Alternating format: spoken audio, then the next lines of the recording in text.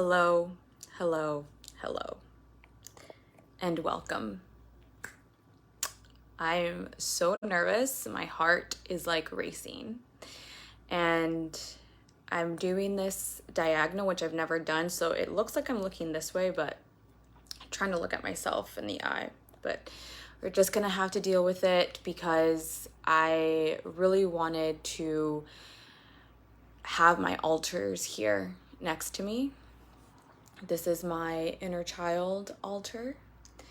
These are some flowers from the garden, some essence going with her favorite color, pink, something that I neglected as a kid because I felt that, you shouldn't be a girl. And then this is a beautiful young woman that I'll be setting free. So it's really important for me to have this in a horizontal view because this also is a documentation for myself.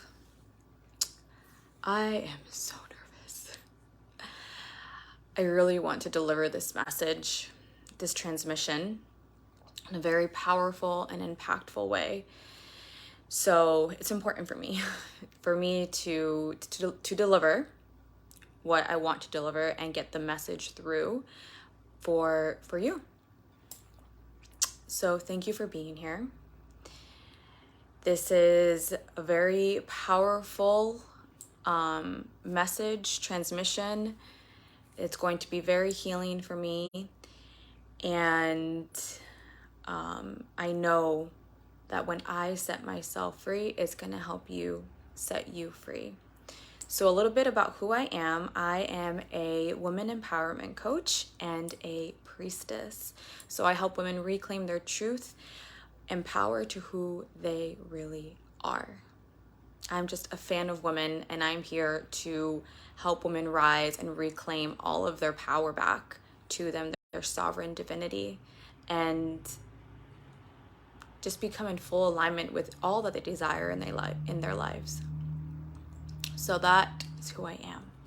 So my intention, I have a lot of notes here. I have my whole outline, which is pages. So if you see me looking down, that's what I'm doing. I really want to make sure that I hit every single point. So my intention is to share my story and release 2 aspects of shame that I've been holding on to. I've shared a lot about my life on social media, and I do that willingly. I do that intentionally. I do that because when I see someone go through something that I've been through or that I want to overcome, it's really inspiring for me. It really motivates me, like, wow, if she can do it, I can do it. And that's what my intention is here with these 2 areas that I'm going to set myself free in, these 2 areas of shame. And I've thought about it a lot. Like, do I really want to share this? Do I really want to put this out there for the world to see publicly? Like, this isn't even in a private group. This is on Facebook. But I do, because these 2 things actually were a huge... One was a turning point in my life that caused my great awakening. And the other one led me to that path. For better or for worse, it led me to that. And that's another one of my intentions, is for you to see that your deepest shame, your darkest pain, your whatever you've gone through in your life, that is a catalyst for something deeper, something bigger, something brighter for you. And no matter what you've done to others or to yourself, you are forgivable by you. And that's the only person that really needs forgiveness is yourself, self-forgiveness. And no matter what you've done to others, no matter what you've done to yourself, no matter what chaos and mess you created in your life, you can heal. And I'm not talking about a heal that you just like, yeah, I know I did, and I do the basic things and whatever, you kind of sweep it under the rug. I'm talking about that deep healing where you can do something like this and be like, I'm setting myself free. Because I know once I'm done with this transmission, I will not be the same. I already felt the healing powers already. I already felt myself already. Some of the ways that I know that I cleanse is when I want to get rid of things like old energy. I already felt that already. I already felt like I'm going to get rid of this. I'm going to get rid of that. I already felt myself in this healing mode. And if that's happening to me, it's going to pour over into you. So that is also part of my intention. I think I should have put the thing on the other side. Let's see what else. Okay. And the other part, okay, there's two more things that I'm going to say here about the intention is to own your story. When you own your story, you become powerful. Because there isn't this lack of deserving for what you want in your life. Because when we hold on to this shame, when we hold on to this, and that's what I mean by owning your story, whether for better, for worse, whatever you did, owning your story sealed your energetic field. So there's no more holes in it, and people can't really poke your buttons. When people poke our buttons, it's because we have a leakage, and they find that button and they're just like, let me just tear that apart.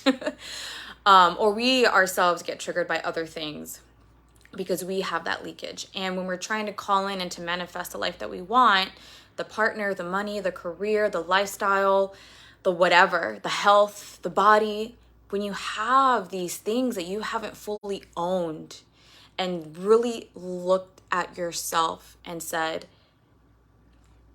I've done this. I take full responsibility for what I did, and I'm going to do everything in my power to heal and move on. That is owning your story. And that is being able, when you feel whatever it is appropriate, you don't have to do anything like this, like I'm doing. I do this because I'm a leader. I'm a leader of women to rise to their fullest power. So I feel this is my obligation.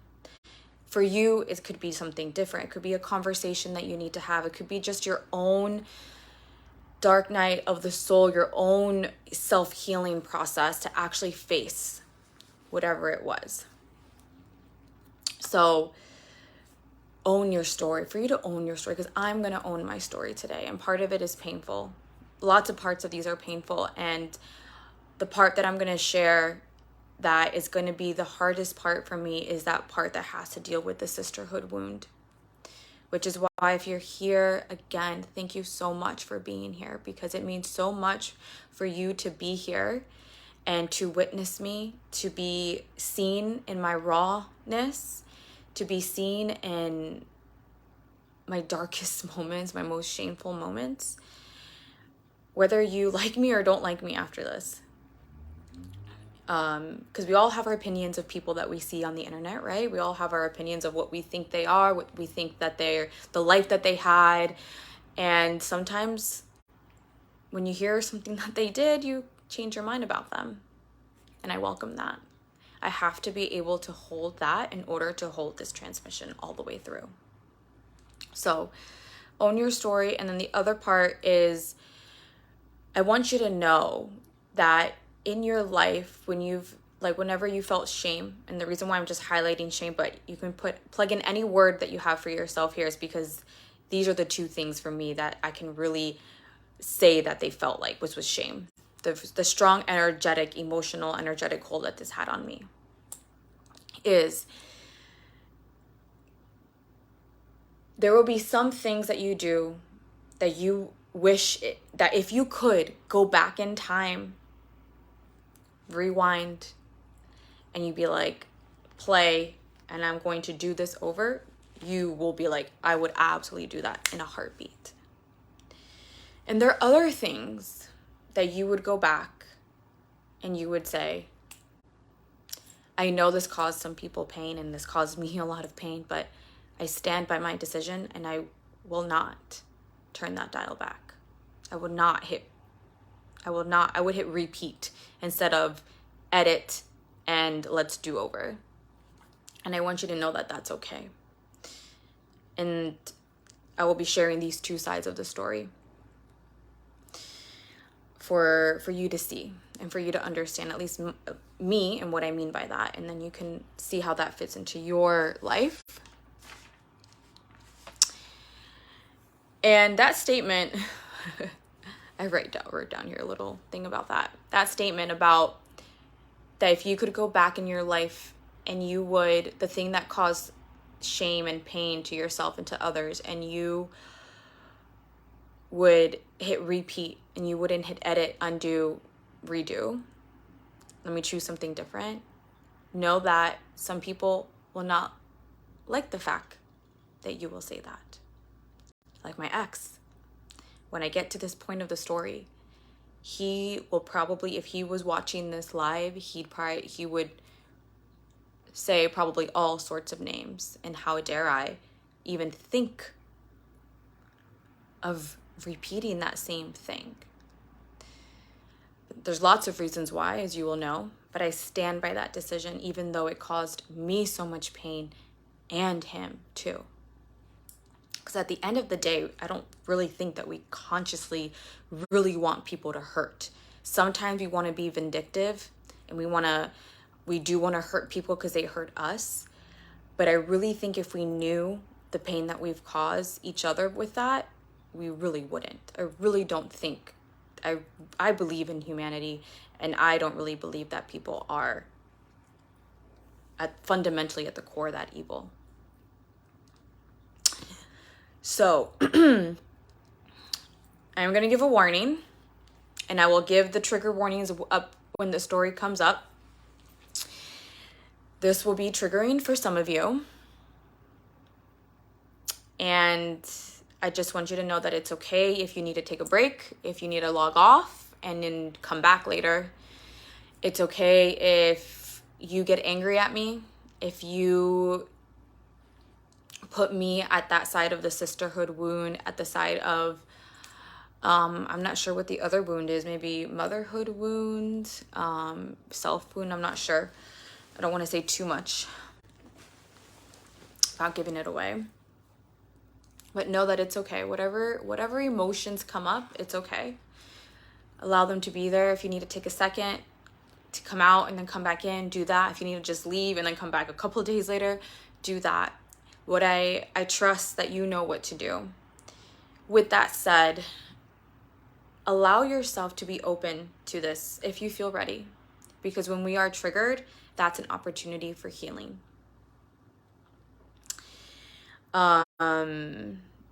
So I might shed some tears.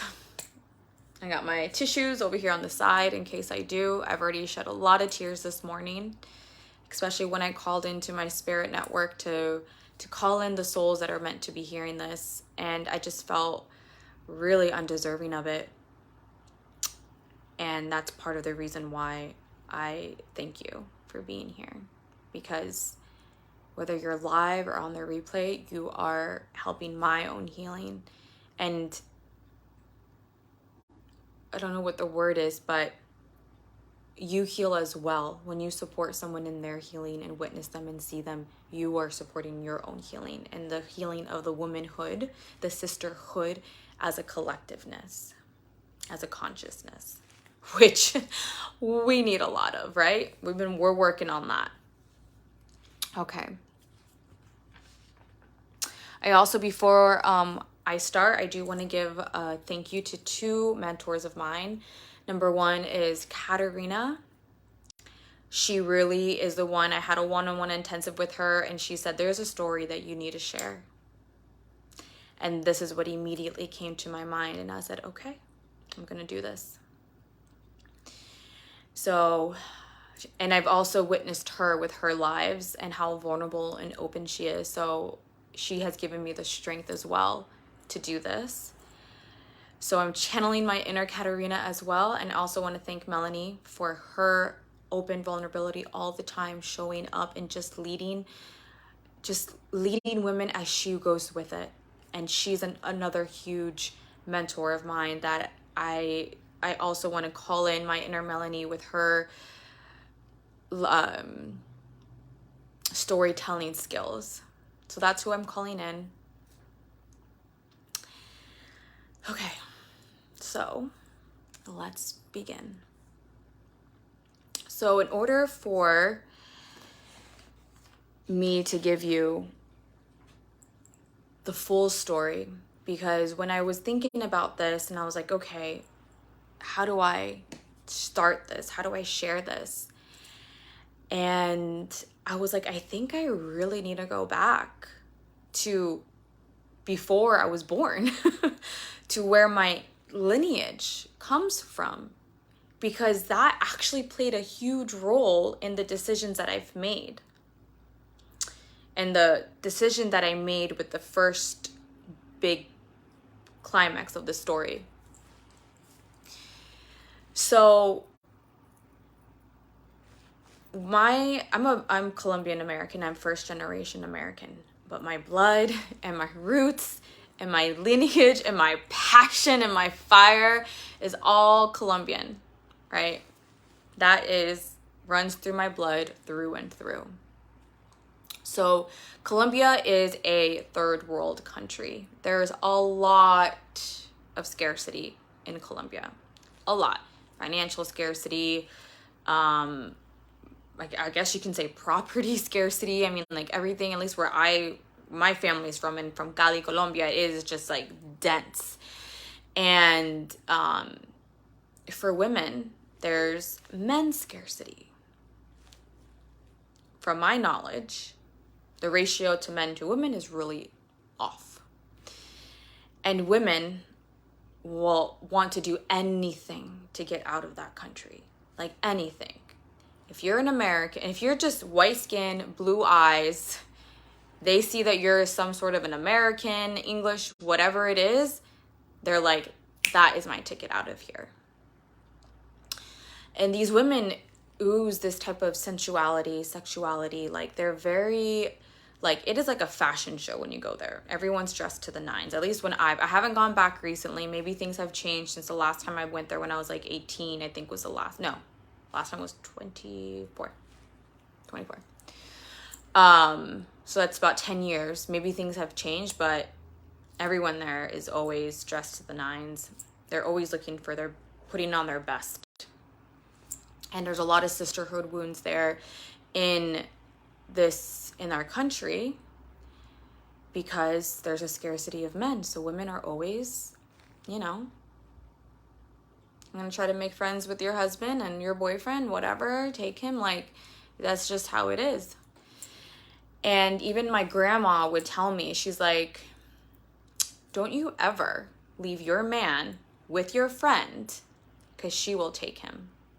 Like, she told me that, like she was dead serious. I was like, okay, I won't do that. But that is how much sisterhood wounds there is in the country. So that is where my mom and my dad, both of them are from Cali, Colombia. They met there. They had a youthful, fell in love type of thing. My mom was super young. She was 16. My dad was like in this band. He's the drummer. It was cool. And they're singing all these American songs. And my dad's like, I don't even know if we knew what we were saying. But you know what? Everyone was partying to it. So to my mom, my dad was like this cool rock star, right? And, they fell in love. Or so they thought they were in love. Were they really in love? I'm not sure. And I just say that because of the conversations that I've had with my mom, and like they had a very dysfunctional relationship. My mom really just wanted to, and my mom really wanted to get out of the house. She didn't grow up in a very, I guess you can say, safe home for her. And there is something that I want to say about my mother, the maternal line in my mother's side of the family, is that men are also seen as a very high regard, especially when it comes to some of the wounding in the maternal line, like with my grandmother. My grandmother comes, she was really poor, and she wanted to go to school for some kind of medical thing, research thing. My mom told me what it was, and I was like, damn, grandma was smart if that's what she wanted to go. She's like, yeah, but she got, her parents said no, because she's a female and men are the one that go. So that was really hard for my grandma. My grandma, I think, grew up with a lot of pain because of that. I think a lot of maybe she's not good enough. She's a woman, right? You know, men are better. She actually even really wanted a boy. And there's a lot of pain through my aunts because of that. Because she really wanted a boy, and then first one comes, not a boy. Second one comes, not a boy. My mom's the second. Third one comes, not a boy. Finally, the fourth one comes, and it's a boy. Like, huge gap in between as well. But there's a lot of pain in that. So men have been seen also. And as I was writing all this out and thinking about it, I can see where I had my own beliefs about men and how men are, at one point, I believe, were the better gender because they could do so much more than us. And I can see that how that's been just passed down through the lineage, my maternal lineage. And then my paternal lineage, they were also grew up very poor. My dad's like 1 out of 5, and all 4 are women. And even our family, my grandma was she wasn't even like the main squeeze. My grandpa had another family that was the main family, and then he had my grandma and all these kids, these 5 children. I don't even know how many kids are on that side. And he died, my grandpa died young, so then my father ended up being the one that had to find a way to make ends meet for everybody. And then he marries my mom, and then now this woman's in the picture, right? And he has to take care of my brother. So they meet 16. My mom, I think they meet at 15, and 16, my mom and my dad come to the country illegally. And I think at that time it was a lot easier to come, but it was still a very scary process for them. They did the whole shebang, the whole illegal shebang. They're legal now. But they did that, whatever, going on with their dysfunctional relationship, you know. Yeah, they had a dysfunctional relationship. So 19, I'm born. 20, my brother's born. Me and my brother, like, you can say Irish twins. And by a year and a half, me being a year and a half, my brother 6 months, they get a divorce. So since I was born, my life has been very chaotic, very dysfunctional. Like, okay, there's no stability. I'm at my mom's and then I'm at my dad's.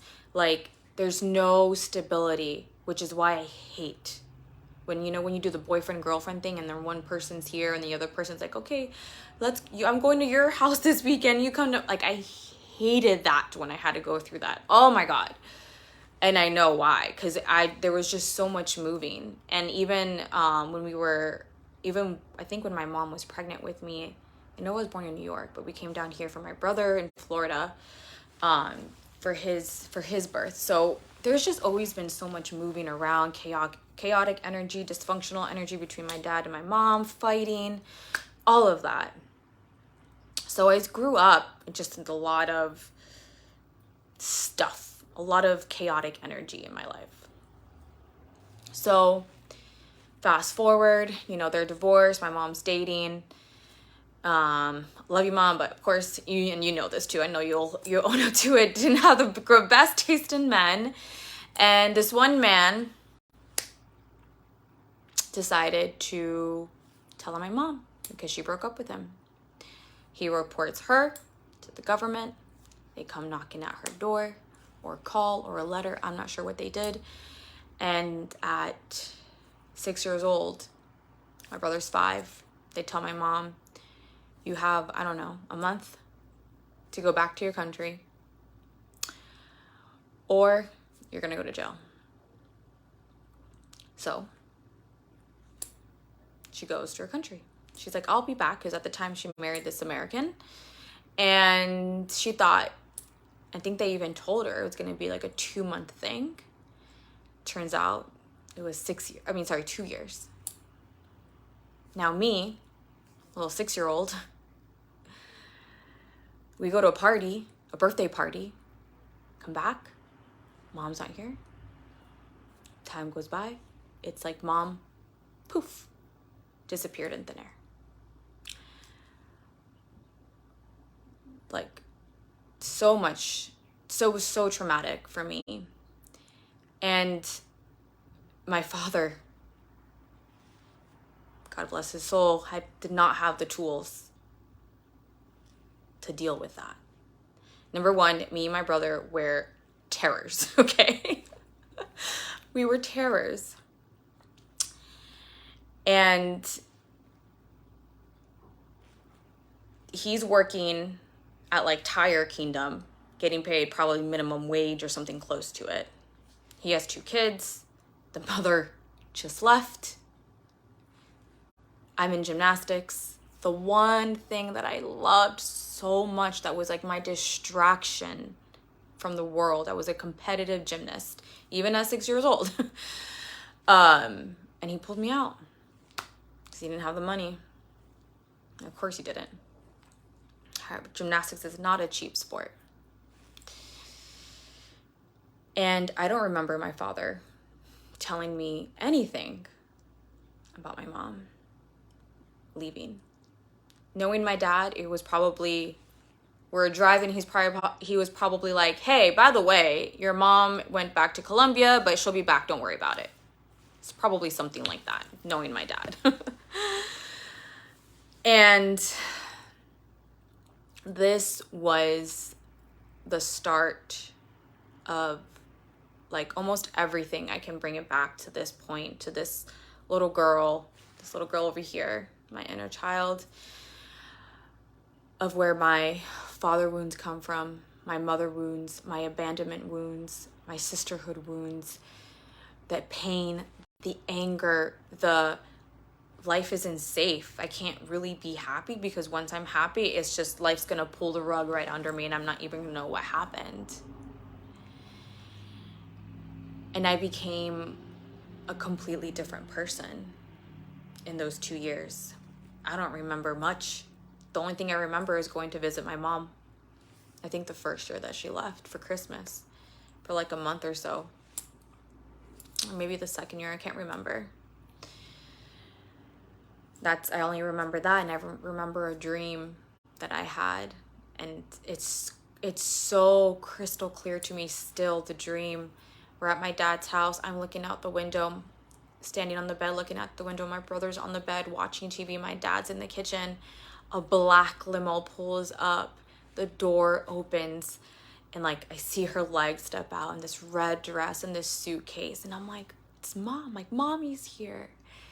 And like that dream, like I just held on to that dream, and I can still remember it because that just shows like, that's the only dream that I remember from that time. Like how much my little girl needed her mom so much, and I just created some kind of fantasy about it. And there's even this song that my mom used to sing to me called I Swear.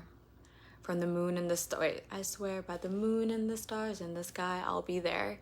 Like I could not hear that song for years until my young adulthood because I would just start crying. I could be in CVS and I would hear that song and I'd be like, I gotta get the fuck out of here. So it was really a lot of very traumatic for me. And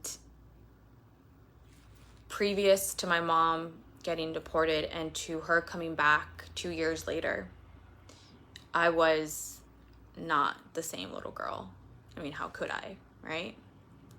I was angry, especially at my dad. I was like the one person who was supposed to be there and support me. Like my mom just disappeared. And you take me out of gymnastics? Like I had so much anger to my dad, so much. And our relationship was turbulent because I tried to communicate with my dad and he wouldn't talk to, like he wouldn't. He would just look at me and be like, are you done? Okay, let's move on.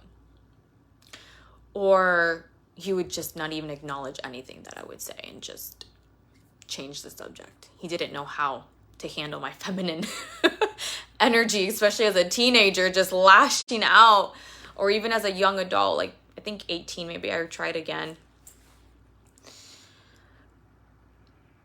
But I had so much pain. So much pain. And that's where that search for that father figure started. Everything that I lacked from my dad, leadership, communication, protection, love, like emotional availability. Like, my dad was always present in my life. Don't get me wrong. My dad does the best that he can with what he had. He's always physically been there in my life. My dad has never abandoned me. But he just wasn't there. Like, he's there, but he's not there. So that's where that wound started with my father wound, and in my teenagers up into my young adulthood, what I was searching for. Let's see, where am I part in the story? My notes here.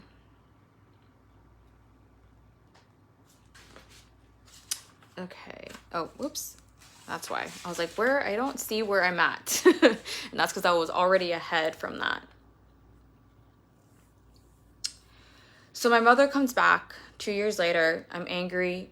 My mom puts me back in gymnastics. I'm so happy because of that. It was like my first addiction.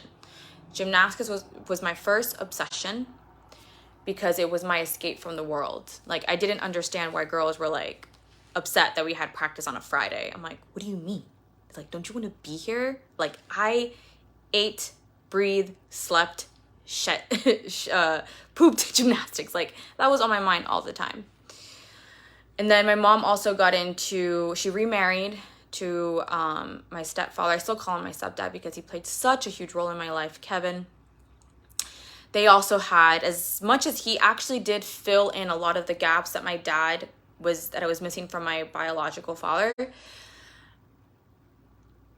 And I'm forever grateful for him for that, because he definitely always kept me moving forward. He's a very forward man, but he had his shadow, he had his darkness. And they had a very dysfunctional relationship, very turbulent, fighting all the time, dramatic scenes in public. So from what I gather as a young girl, from what I see with my mom and my dad when I'm like super little, from what I see with my mother and her husband, Kevin, for like 10 years, like, it's just turbulent. Like, it's drama. You know, that's what I see as relationships, as drama. So that happens. So off I go. Now I'm a teenager, exploring my, hormones, my sexuality, my sensuality. Because remember, my roots come from Colombia.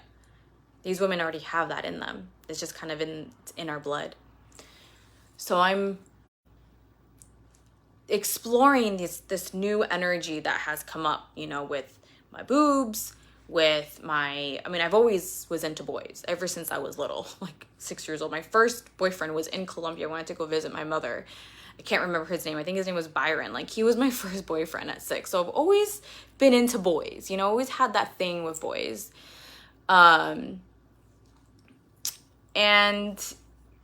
this is where that shadow aspect of the Colombian women starts to kind of like play in. I'm promiscuous, right? I'm seeking love through men in the wrong ways, because I have this body. I kind of know how to move it and use it for a way for men to lure men in at a young age. And what I consider young, at least.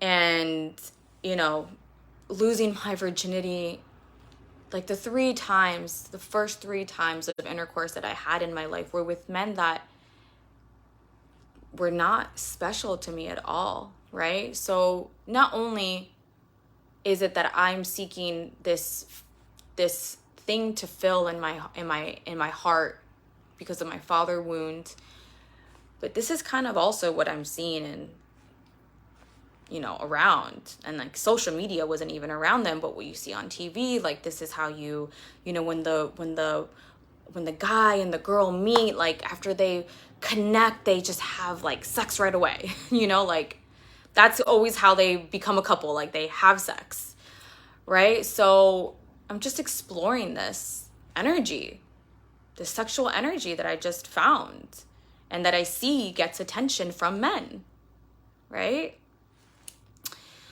So promiscuous, I'm not that bad in terms of like not spreading my legs for anybody, but definitely giving it away easier. So then I'm partying. So gymnastics, I did gymnastics. That was my first addiction. I quit the sport. Then my next kind of sport or addiction, you can say, was drinking and alcohol and partying. Like I was drunk Thursday through Sunday, right?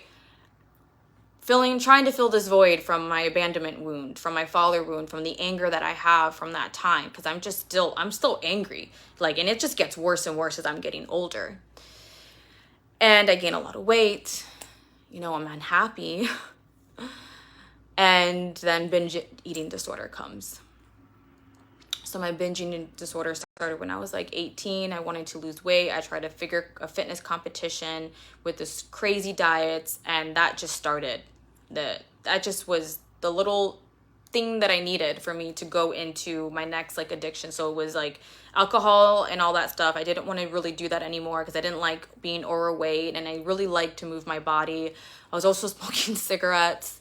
So I quit all that. I wanted to exercise, and then food became my next addiction. Food became that thing I was trying to distract myself with. Food was like the thing to fill myself up with whatever, to just keep stuffing the feelings down because I hadn't dealt with it, right? And at the same time, just not feeling fulfilled with the relationships with men in my life. So binge eating disorder happens. I kind of go up and down with my weight. If you know how binge eating disorder is, you kind of go through these extremes, like where you're just binging like crazy, and then you go into this crazy like diet to lose all the weight. Very much extremes. And binge eating, why I call it like an addiction, it's not just like an emotional eating where you just overeat, and have an extra serving of something. It is like you feel out of control with food. It is one of the most miserable experiences because you have to eat. It's not like you can just quit like cigarettes, right? So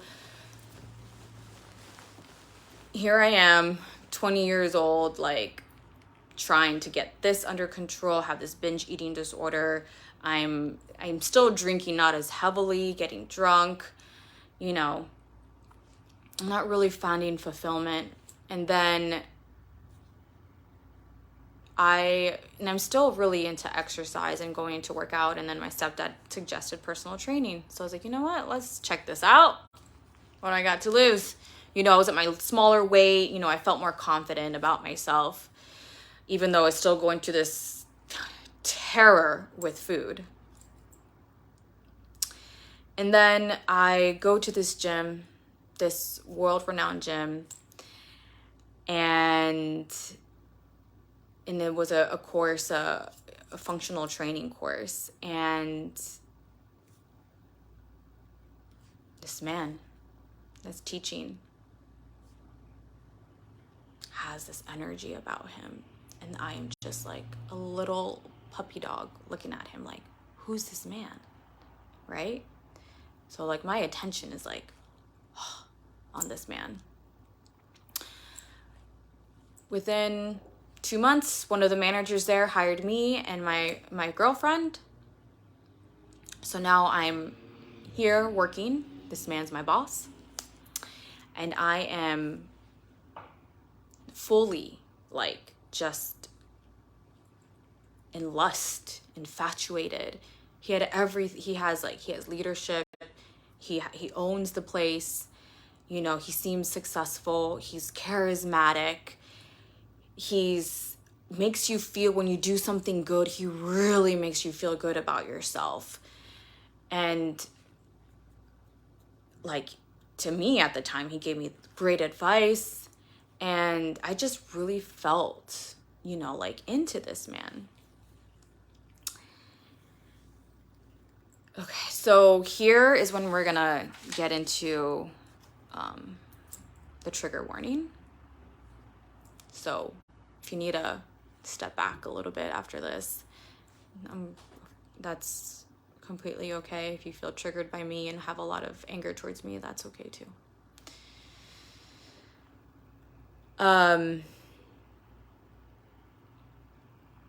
So again, I'm in this shadow aspect of my sexuality. And I find out that he's married.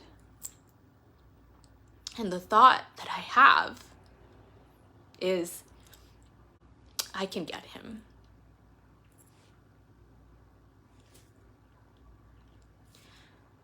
With no regard to this woman, to their children, for fun.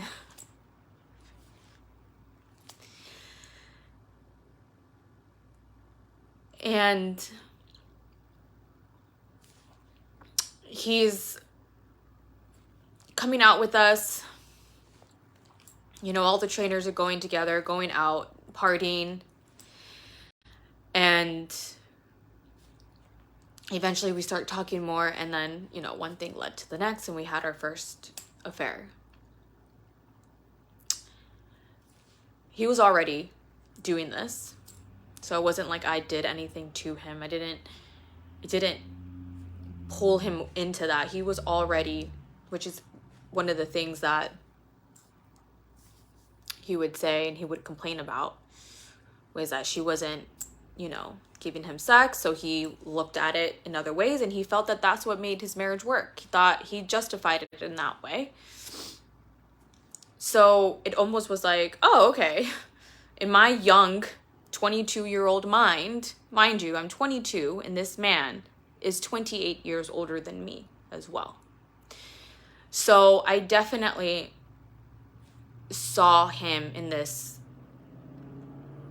this always sounds gross to say, but at this father figure.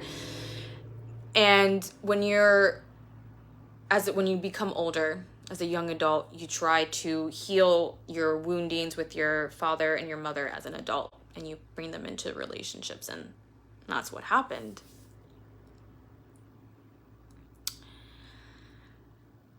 And, you know, he said he wasn't going to leave. This was just something he was doing because he didn't have to fight with his wife because he wasn't getting what he wanted out of the relationship. So it was like a win-win for him. And I was like, whatever, I guess we're not doing anything wrong. I'm just here having fun, kind of, because during this time, actually I was 20. I was 20 years old. During this time, I would go up and down with my weight with the binge eating. And a lot of the times after our nights from booking hotels, I would just go binge. I was just like empty.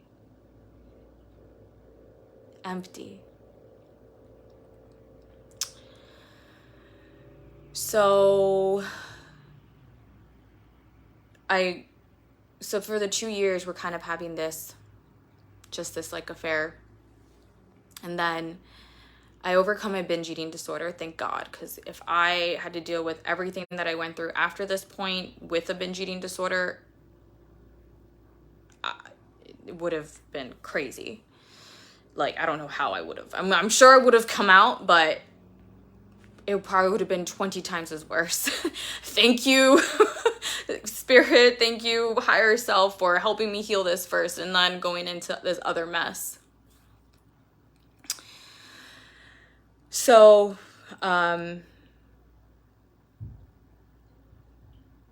towards the end of this 2 years, because I felt that this was a safe thing, he wasn't going to leave, I'm gonna try my moves on him for the next man that comes into my life. And we fell in love.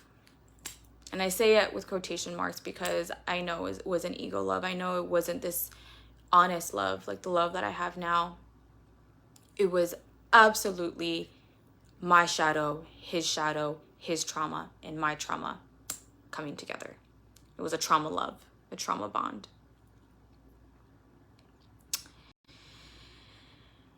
And he says that he's gonna land the plane. That was his line. I'm gonna land the plane. Which means, hold on. This is gonna take some time because I'm gonna slowly wing myself off. I'm gonna leave her. Because he didn't really want to cause her pain. Even though she knew what he was doing. She would joke with him and say, you're not going with your buddies. You're gonna go to your girlfriend's house and kick your flip-flops off. She knew. She just turned the face. And okay, hold on tight. It's gonna take some time. It's gonna be like a 1-year plan or whatever. That plane fucking crashed. That plane did not land. That was like nosedive down into the ground. No survivors. Lots of collateral damage. Like, no.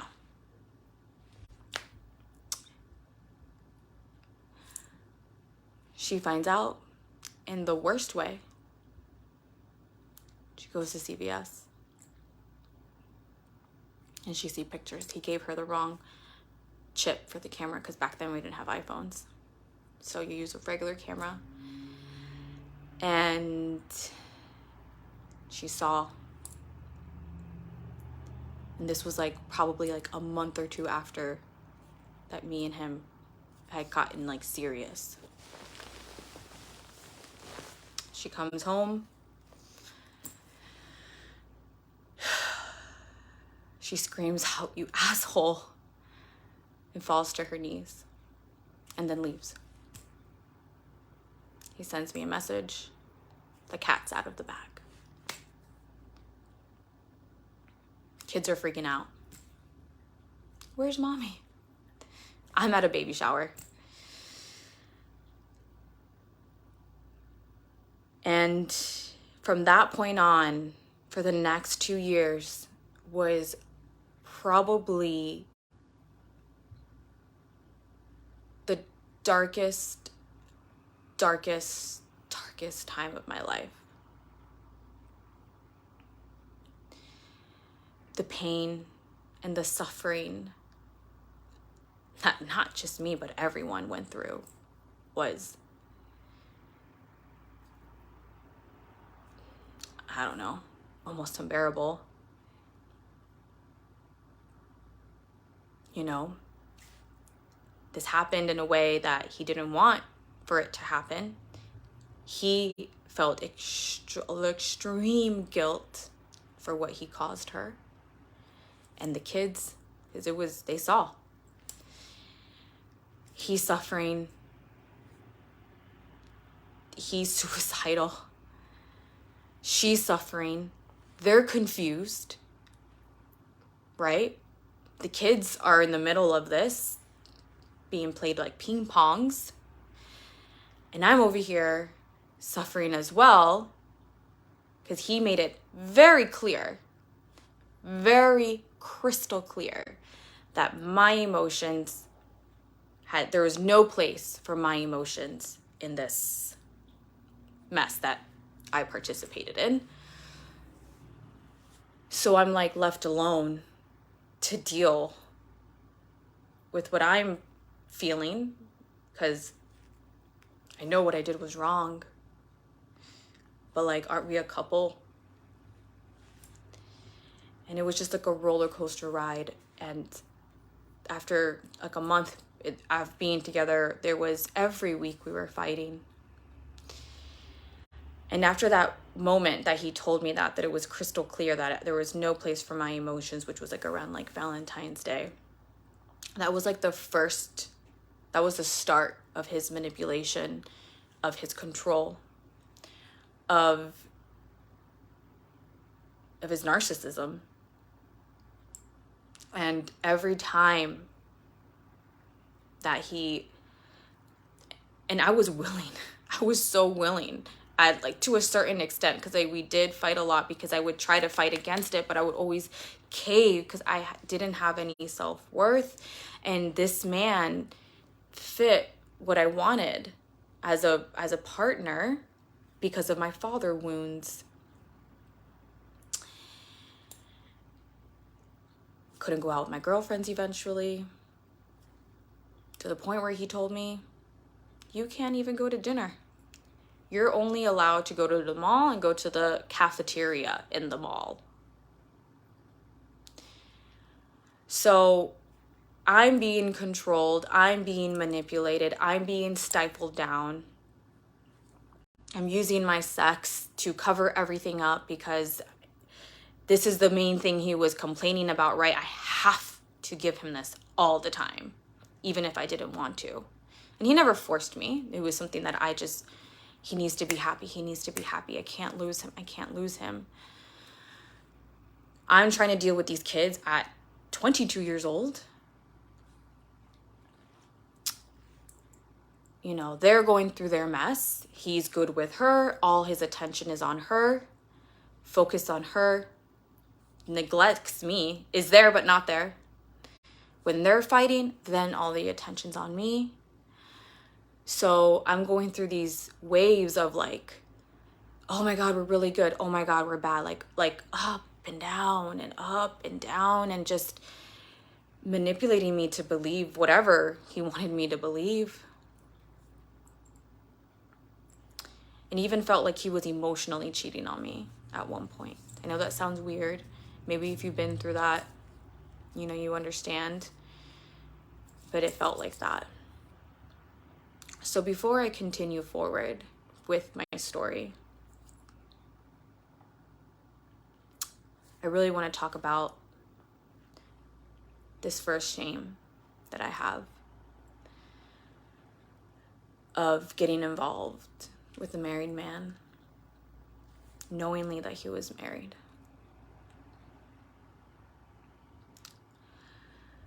Just looking at my notes because I want to make sure that I cover what I want to say.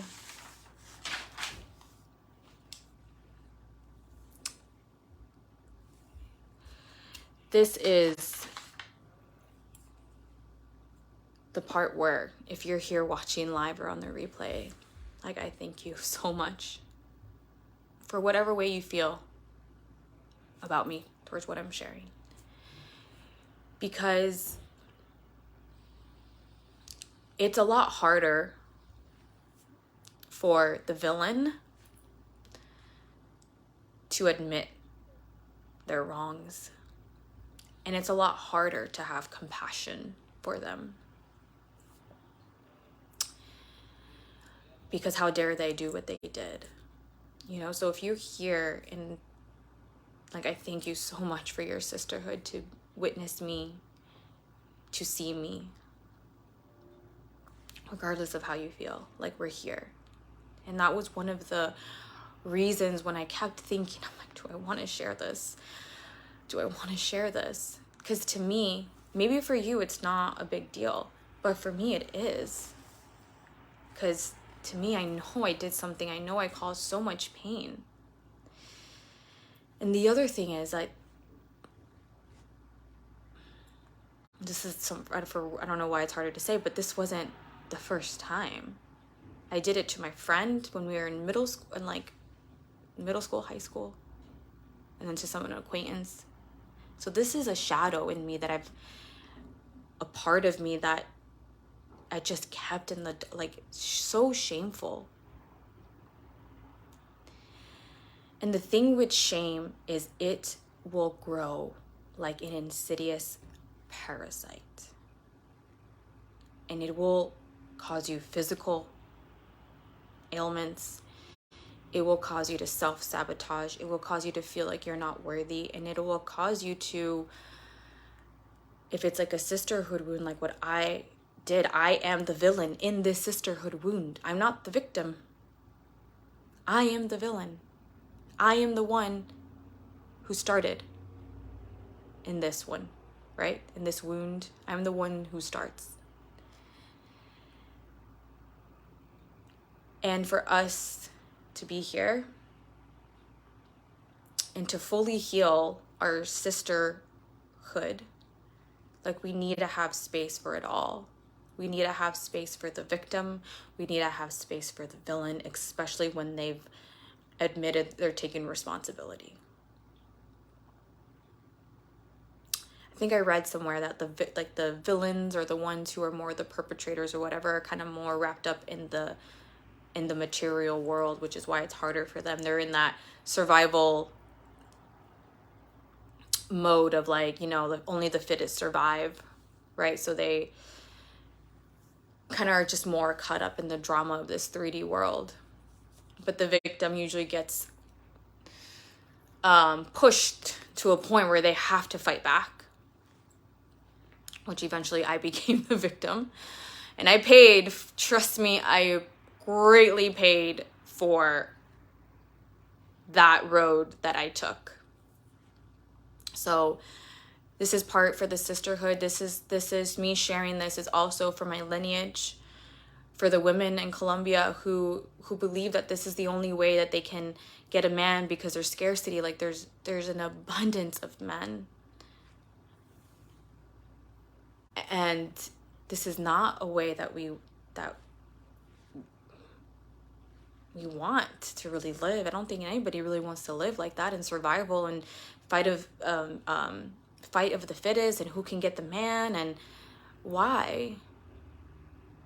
I mean, I know where it comes from. It comes from pain. It comes from trauma. It comes from, there's not enough for me. And that's what I want to be here and stand for the women and let them know that that there's another way, and you can heal from this. You can heal from the pain that you've caused others. And then the other thing with this shame that I want to share about is, when I mentioned earlier in the opening of this transmission, there's going to be two. There's going to be shame that you had, that if you could go back, you could redo it. And then there's others that you would go back and you would stand by it. This is one of those that I would absolutely, without a doubt, redo. That's the button that I would hit. However, it's the path that I chose. And I have to take full responsibility of that and own that and heal that, which is what I'm here to do. I'm here to set myself free. This girl right here,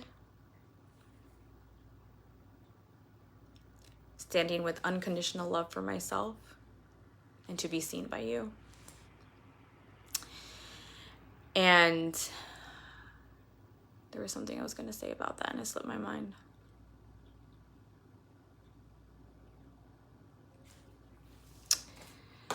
Oh, yeah. So the path that I chose, even though it was something that I would definitely redo if I had to, it still led to my greatest awakening. It still led to true happiness. And as I continue my story, you'll see. So I'm going to continue with the story. So 2 years going on, and my body is actually physically telling me, I see you and admire your sovereignty. Thank you, Gabrielle. That means so much to me. Thank you for being here.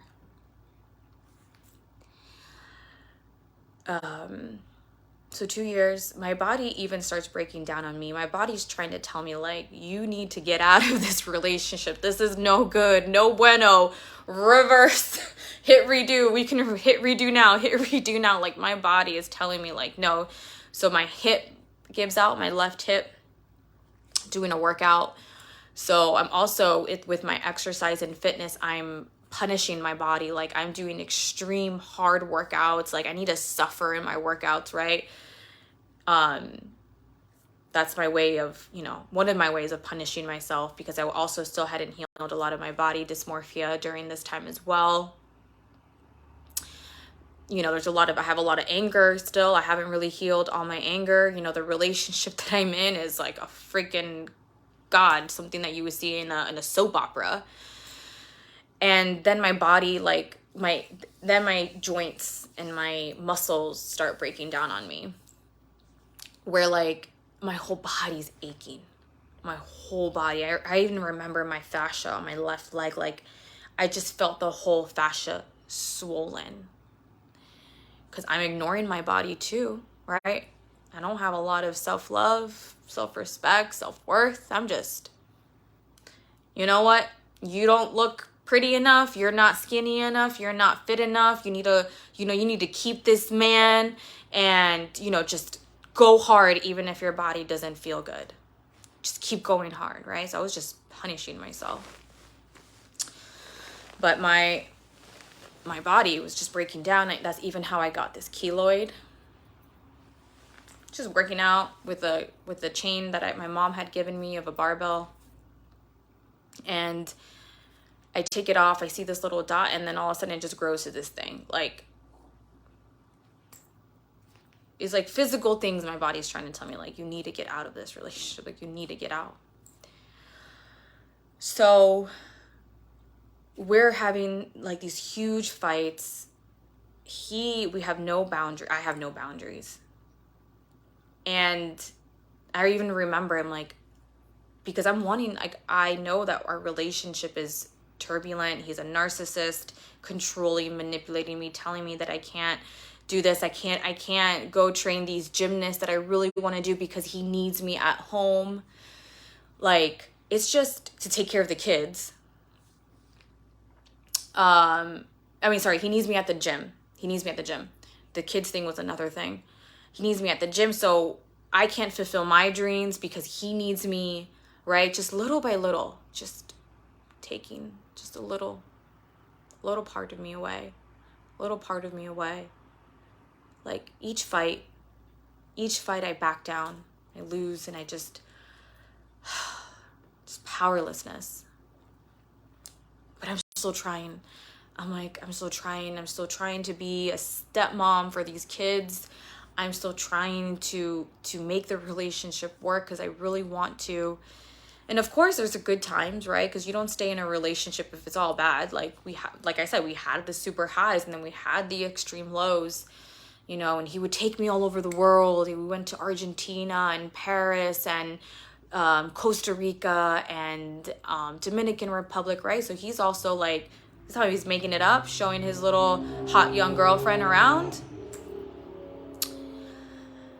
And where fights are getting so bad, and I remember wanting to take a boundaries class, and his shit flipped.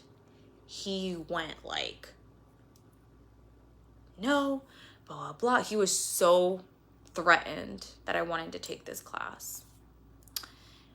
He's like, I need you here for the kids.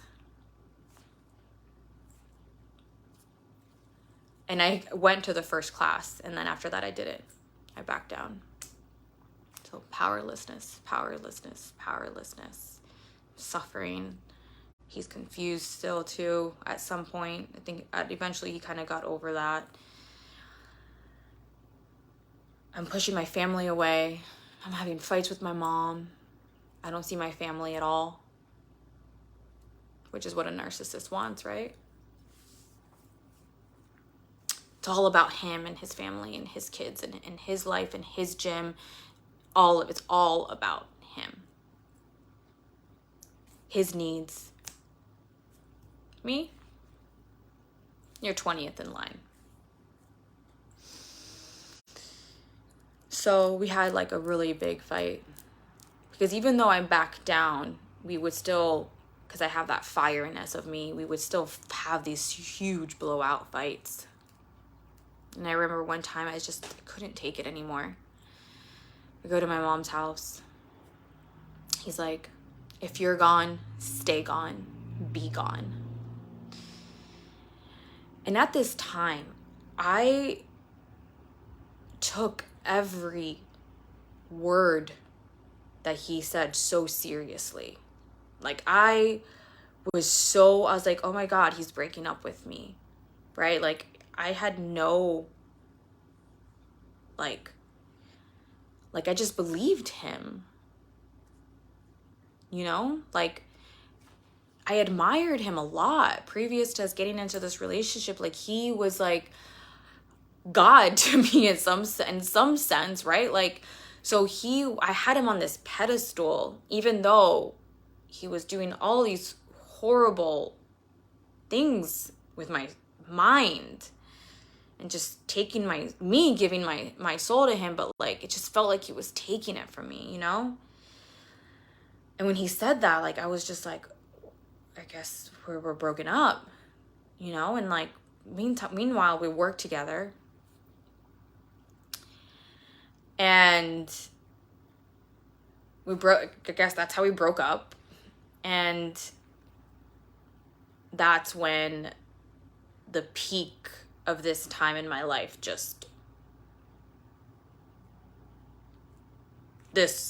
these 2 weeks was probably the worst part of this whole time. Like, so this man, he is very much a man of his word. He really stands by that. And when he says he's going to do something, he's going to do it. I've seen him. I've even walked him off the ledge of something that he was going to do. That was not a very nice thing. I've seen him. I know that he will back up what he says. So the first thing that happened with our breakup and with Facebook, he didn't like Facebook, right? He didn't want me on Facebook, like, at all. Like, he didn't want me anything with social media. He's, of course, super insecure, right? He doesn't want me, unless it's for the gym and for his business, then it's okay. So he's like, just don't post any pictures of you, you know, with your friends or whatever. Because it would be disrespectful to the relationship. Really, it's because it would hurt him. And yeah, he didn't want to have that ego hit. And then my girlfriend posted a picture and we're taking shots, but I'm miserable at this. I'm like sad. I'm like super sad and depressed. And she takes this picture. We're taking a shot. He gets fumes about that, whatever. And then there's a call to his ex-wife that says, like, watch your back, motherfucker. And he thinks that it's me. And that's when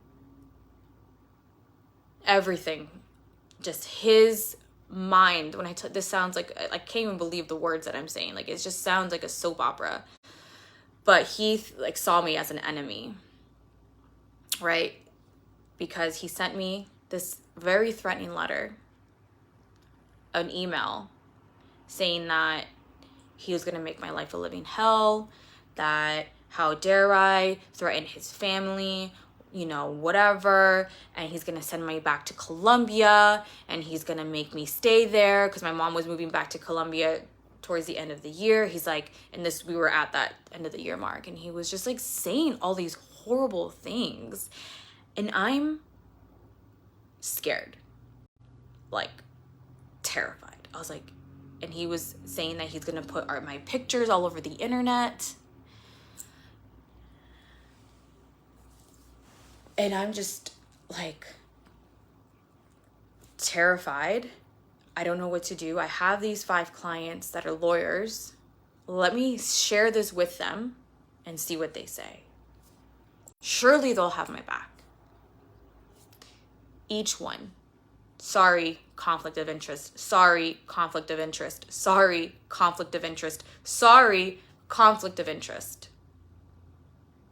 I think one gave me some advice. I can't remember what he said. He's the only one out of the 5 that didn't necessarily say those words, but at least somewhat helped me. And one of the lawyers even said, "Are you going to leave?" And at the time, I don't know why I didn't think of just like, I'm going to quit.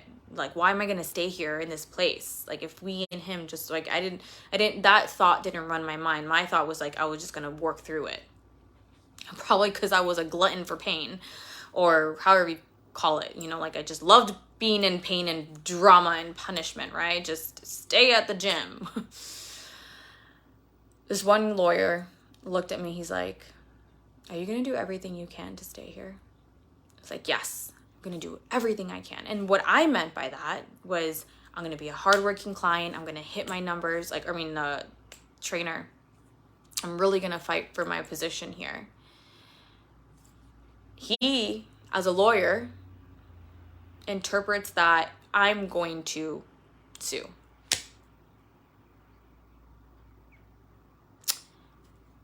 So then off, my ex-boyfriend / boss is now freaking out even more, sending more threats to me. And I'm still going to work. I feel betrayed by my clients. I don't even know why I'm still going to work. I guess I'm like thinking money. I don't know what I'm thinking. I think I'm just in shock, you know, like drama. My whole life has been drama, so really this is nothing new. And eventually he starts treating me differently at work, just really trying to push me out. And then eventually I just snap. And then he fires me. And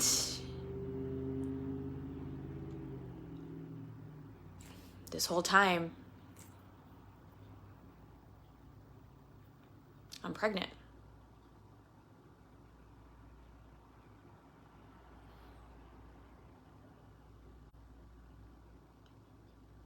And I don't know what to do.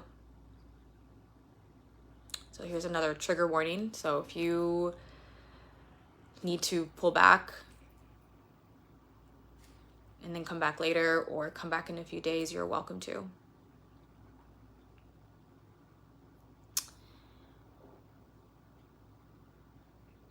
And I don't know what to do. I did not want to tell him at all. That was one thing I knew for a fact. I did not want to tell him, this decision's going to be mine. I do not feel safe with him at all.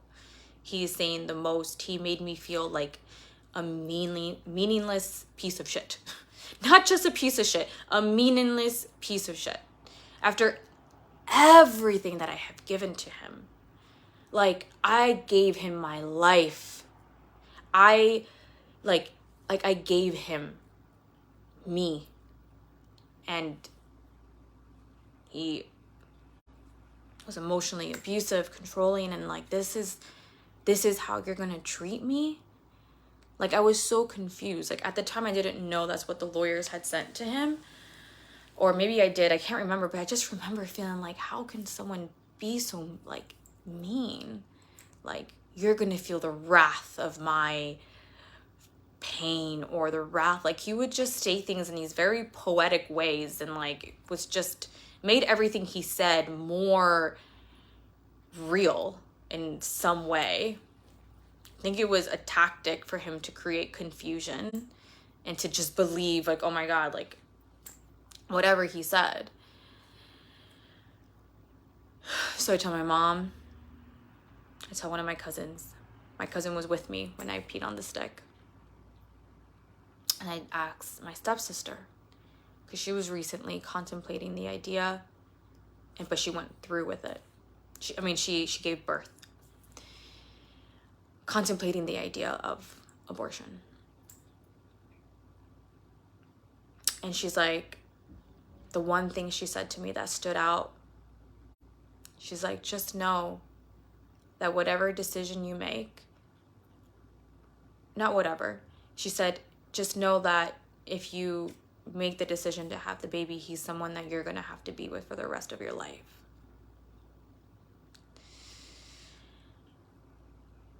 So my life, I'm fearing for my life.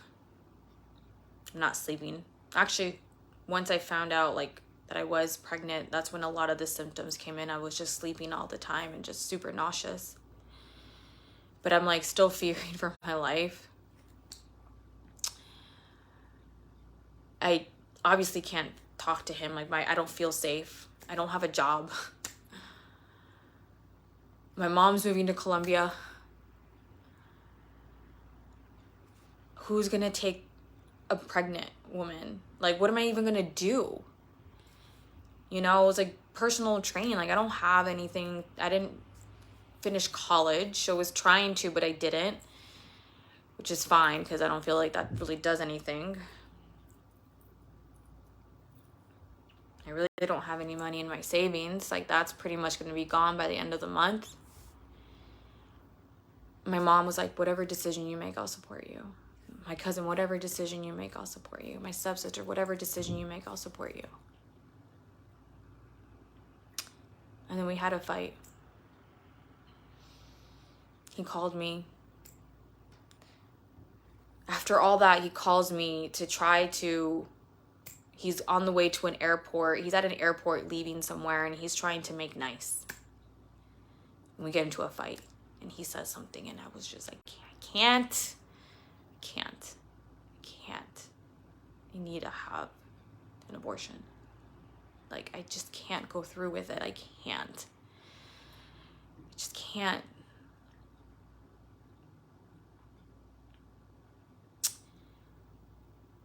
And then we set the appointment.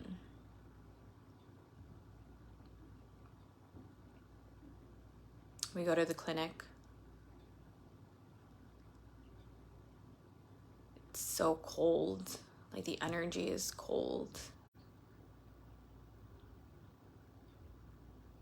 Like, obviously, like, what are you... This isn't a fun thing.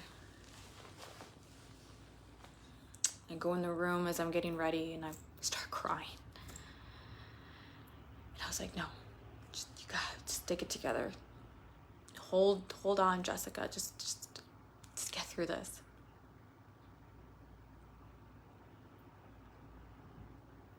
They take me in the room. I couldn't hold it anymore. I just start crying. Like, don't worry.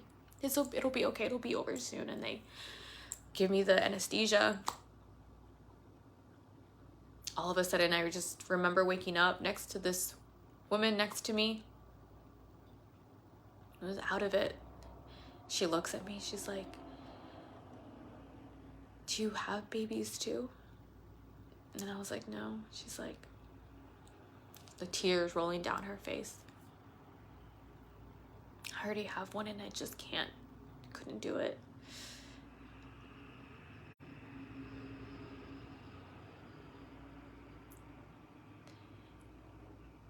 So I'm trying to act like it's nothing. Literally the same day, I go to see my sister with her baby that she already gave birth. The baby's like maybe a couple months old. She's like, Jessica, are you sure you're okay?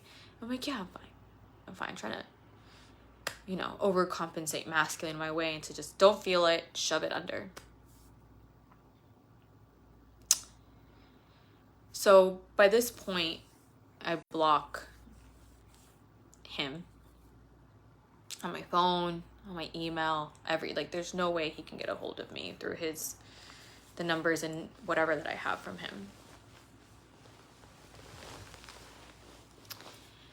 And somehow he gets a hold of me. He calls, I'm like, hello? And he just starts crying. He's like, baby, I've missed you so much. Like, crying like a baby. Like, he's hysterically crying. He's like, I'm so sorry. I'm so sorry. And just crying and crying and crying. And like, I can't remember what I felt. I think I was definitely on guard. I was confused. I was like, why is he calling me? I don't remember if I cried or not, but I remember him crying and singing a sob story. And he's like, I want to take you out. to dinner. I want to meet. And so I said, okay. My mom's not happy at all. She's seen all the suffering that I have gone through with this man. But, you know. So I go out, meet to dinner, and he is like, and the whole time we're texting, I think, or not, I can't even remember, but I do remember that he was just like, he brought these huge flowers and this card, and he filled it up with all the things he loves about me. So like, he just did the knight in shining armor thing, right?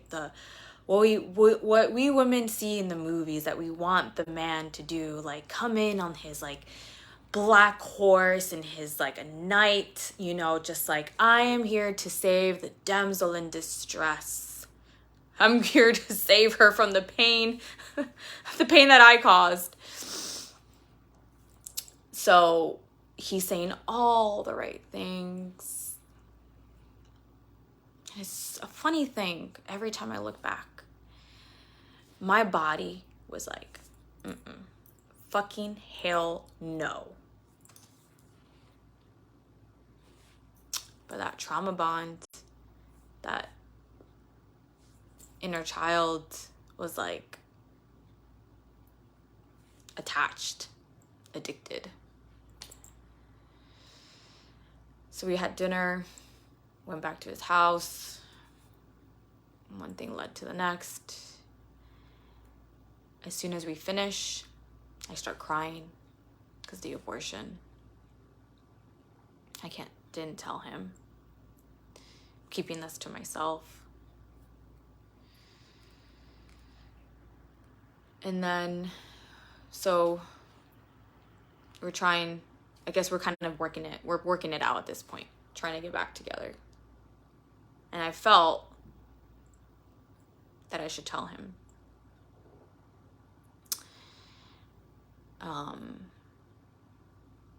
You know, that I had an abortion. And I tell him.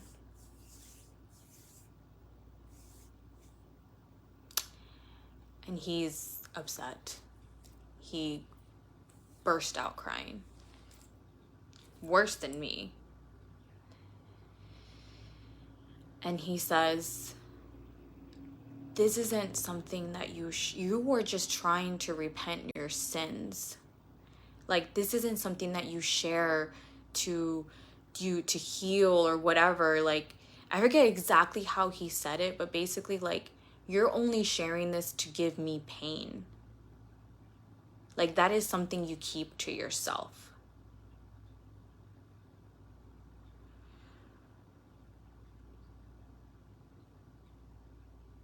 And he makes me, again, like literally a few days after we're trying to work it out, and he's saying all the right things and saying how he's sorry he was, how he treated me so wrong, and, you know, he wants to make it up to me, and then there it is. It's my fault. It's all my fault. It's always my fault. He didn't take 1 ounce of responsibility in the fact that he didn't make me feel safe. He treated me like literally like an enemy in war. Like, just nothing.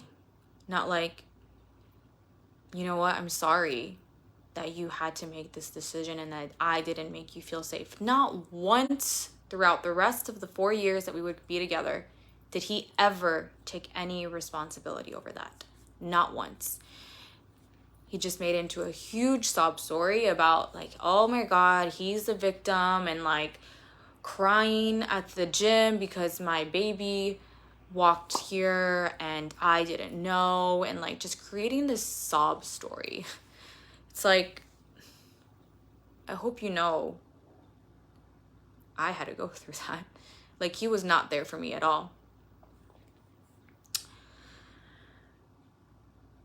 So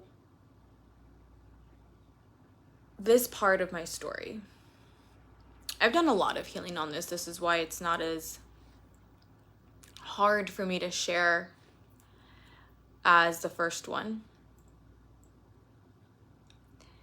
But this part of the shame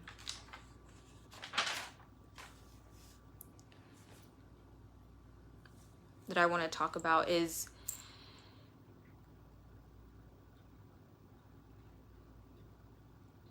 this was that turning point for me. This is one of those, if I had to go back in time, for several reasons, I stand by my decision.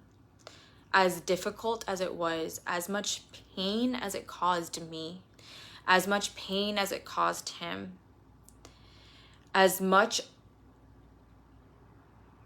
as like the shame that I feel about what I did, I still would go back and keep that decision, whether you agree with me or not.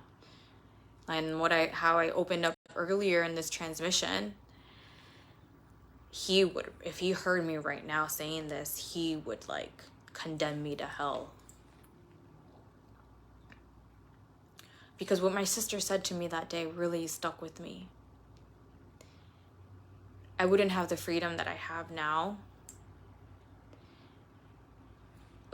Speaking on a superficial, not a superficial level, but one of the reasons that I would say that it's maybe not as deep of a meaning as what I'm going to share next. But I have a freedom.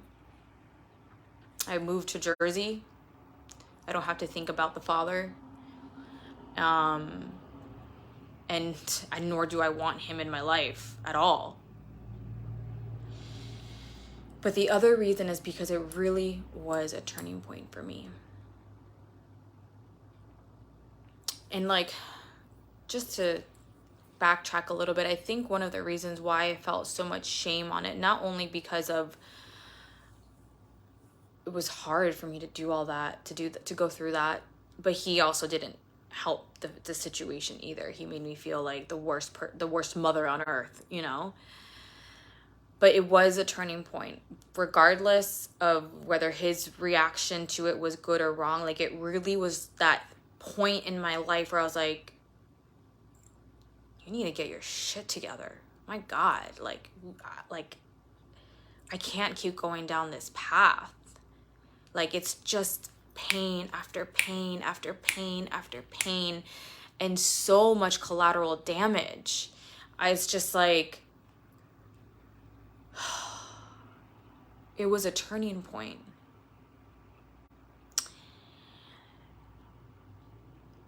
And as I was writing my story, interesting enough, I feel this bond with my son, because I know he was a boy and his name was Joshua. I've had readings and he's come to me in my own readings with soul babies. And he really was here for me to help me pivot, to help create a different trajectory in my life. And for that, I am forever grateful, and we will always have that bond.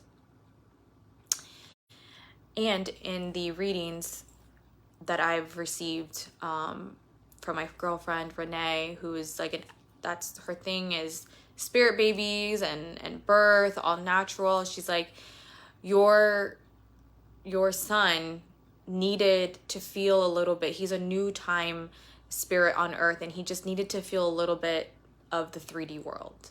So he came, and then, he felt a little bit, because, when you're, I think I was maybe 8 weeks, like, you're in and out, like, they're in and out. They're not fully in the womb the whole time, from what I know. So he just, felt a little bit and left, and I feel like we just have that bond. And only a mother and their child can know that, That's something really special. So that's, for those reasons, as much as, like, a part of me would be like, how would it feel? I know that this was a really important part of my life, because this is when I really cleaned myself up in terms of, like, let's do the work. Let's find therapists. Let's do all that. So we did. So for the next 4 years, we would go on this adventure of trying to fix the relationship. because it's always something that, it was always like me that he needed to fix. Like he was always trying to fix me, and me fix him too, to be honest. Like even though I was a victim in this thing between me and him and in our relationship, he was definitely the one that was, you know, the narcissist, and I'm over here like bending over backwards for him, right? Not going out with my girlfriends, can't go out at dinner, can only go to the mall and to the cafeteria. Certain things that I have to wear, that I have to listen to him, or else it's a big deal. Facebook, oh my God, forget it. Like even if I took a picture with my hand on my belly with a full-blown shirt covering my shoulders, you can't see no cleavage, nothing, that was a big deal. And so I'm, you know, in this place, we're trying to figure it out. Like I will give him credit. Like he was trying to change. He was wanting to be better. He said he wanted to be a better man for me. And we tried like 5 mainstream therapists, psychologists and all that. And they kind of helped a little bit, but not really. Each one gave like little pieces. And then we broke up a second time. Just fighting all the time. Power struggle, you know? He wants to control me. I'm trying to fight back, but then eventually I cave. I'm like, oh God, here it comes again, cave. So I will give credit where credit's due. He was trying. He would try. I hope he's really broken free from whatever it was that he has been running at this point now in his life, or some point. But we break up the second time. This time, I'm the one that goes back. But again, my body was like, don't go back. It doesn't feel right. It was just awkward. But no, like I must pursue, because I was just at this point, I was crying at night. Like I would cry out of nowhere. And I just like, I can't take this pain. I need my addiction. I need my drug. So this time I'm like, all right, we're going to try things my way. We're going to try the spiritual route, because when I overcame binge eating disorder, it was through the spiritual route that I overcame it. And it felt like a miracle. So I was like, this is what I know has worked. This is what I'm going to do. So I became a devotee to the Course in Miracles. I'm seeking any kind of spiritual opportunity. And eventually we find this woman named Julia George. She changed my life forever. In a good way. She is the one that, number one, broke our addiction cycle. We were fighting literally every week. Without a doubt, we were fighting every week. And then she broke that cycle. So that was a relief. But what she really did, she never saw us together. She always saw us separately. We never did a together session. Because she wanted each one of us to connect with our own highest self and our truth, and allow that to play out in whatever way that it was going to play out. So she really starts to empower me, right? Like I'm breaking cycles. Like she's magic. Like I love her to death. She is magic. You know, and she's like a no, you can't bullshit your way with her. She reads you like a freaking book. Like you can't hide anything from her. She sees right through it, which I was really nervous at the time, but I was ready, because at this point, when we met Julia, we're trying all these different things and we're still going up and down, and he's still manipulating me and still fighting over this and about like what I'm wearing and just like all the things that I've already mentioned, which I don't need to keep mentioning again. Just fight and just making me always feel like it's my fault all the time. I lost my train of thought. There was something I was going to say and I lost my train of thought.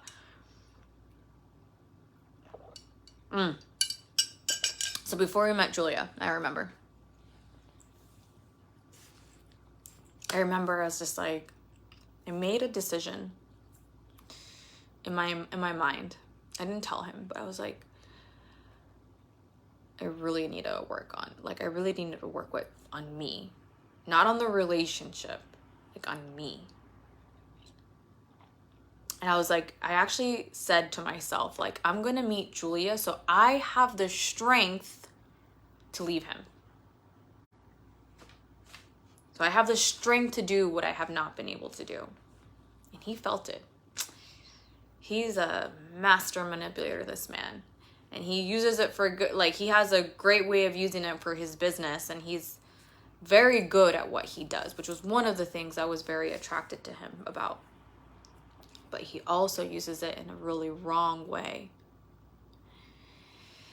And he's like, he made me promise him. He's like, I feel like you're going to go see her and you're going to leave me. He made me promise him. Like, we fought about it. And he did not let go until I said to him, I promise I'm not going to leave you. I promise I'm not seeing her to leave you. And I literally said those words. Because what she did, she had us 6 weeks without talking to each other at all. That's how she broke that addiction and just work on each person individually. So me and him were not going to call, text, nothing. No email, no form of communication. Which, like, the first taste of freedom that I had, but when she extended it was 4 weeks originally, and she's like, you need 2 more weeks. When I extended it to 2 weeks, I felt what it felt like when they say, like, I felt the energy that I was bringing to the table with, I was like, I just need to call him and tell him that everything's okay. She just called my shit out right there. She's like, no, you don't. He's a big boy. He can handle himself. But that showed me that need to, like, pacify him all the time, which is what I was doing. He's not happy. I need to pacify him with whatever it was, with me obeying him. Pretty much is what it would do, or with sex. Sex was another way that I would pacify everything.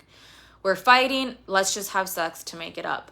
We're bored, let's just have sex. You're upset about work or whatever, let's just plug that in, right?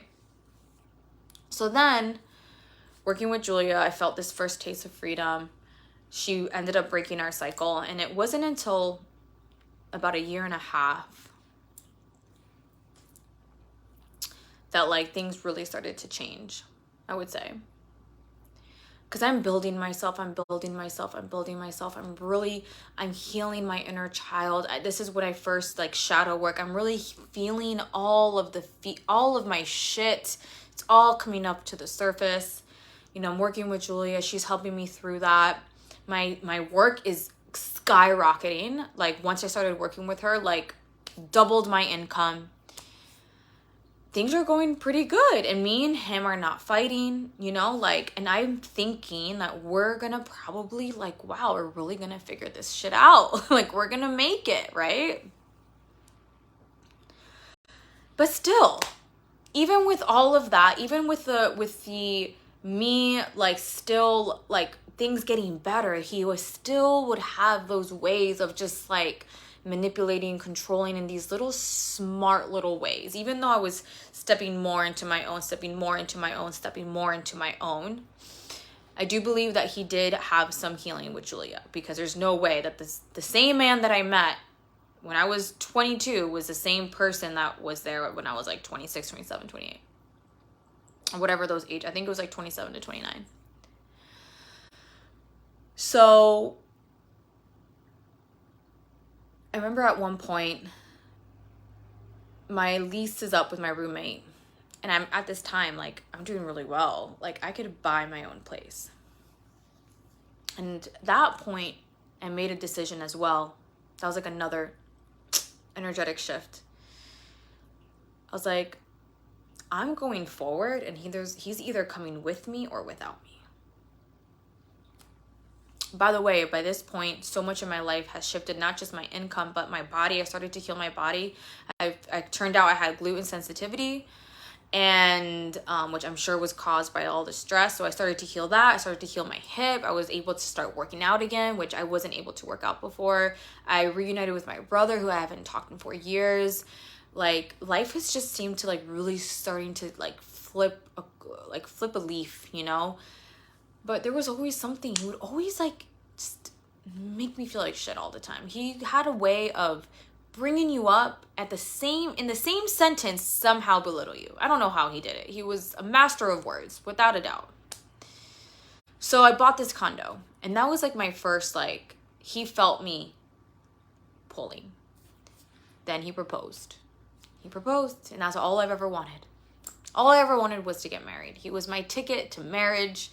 And I've talked about this before, so I'm not going to go into subject with that. But that's one of the reasons why I stayed. And I also stayed because of the kids and all the pain that we've caused them. Like, just from the very beginning, from what I shared, and then breaking up a second time. And I'm like, I can't do this again to them. Like, you know? So we ended up getting engaged. You know, I'm thinking like, wow, life's turning out. Like, oh my God. But I do remember this other energetic shift, and I was like,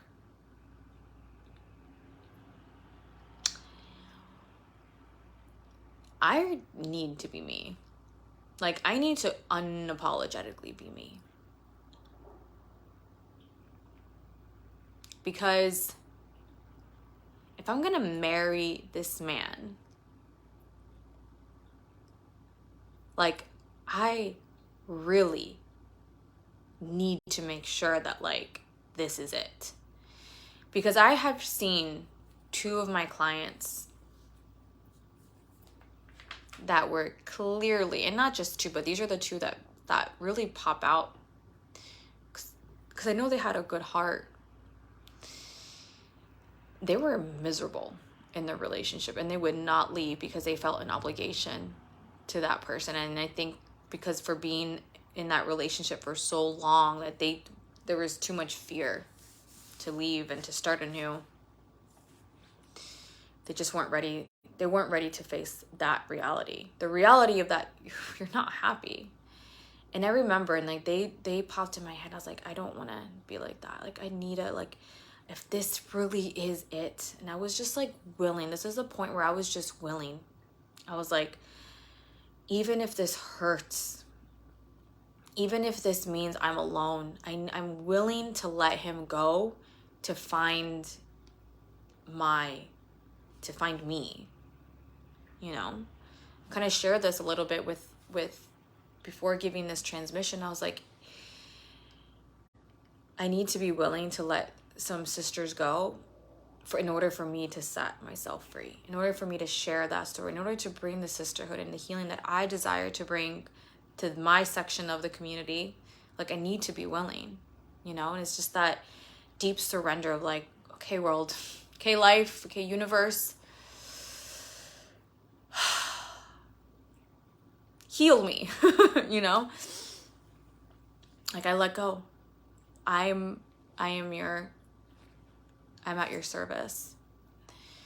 And this is when I really started to step up. And I remember saying to him, I was like, I'm not scared of you anymore. As simple as those words are, it was a huge, like, my hands were shaking uncontrollably. I had to step into that courage, and courage is walking in the face of fear. Still walking while facing fear. I can't remember how it is, but you get what I'm saying. So little by little, and I was just like, I remember, I was like, there's a deconditioning process to this. That's not exactly what I said, but now when I go back, that's what I was thinking. I'm like, I really should probably question everything that he's saying. You know, because there was always like a little level of confusion whenever he would win with his manipulation. Like, something just never felt right. So if you've been in a relationship like that before, you know it doesn't feel right. It's like, you've convinced me, that shit don't feel right. So I questioned every little argument we had, no matter how stupid it was. because I was so used to going against my soul that going against my soul felt normal.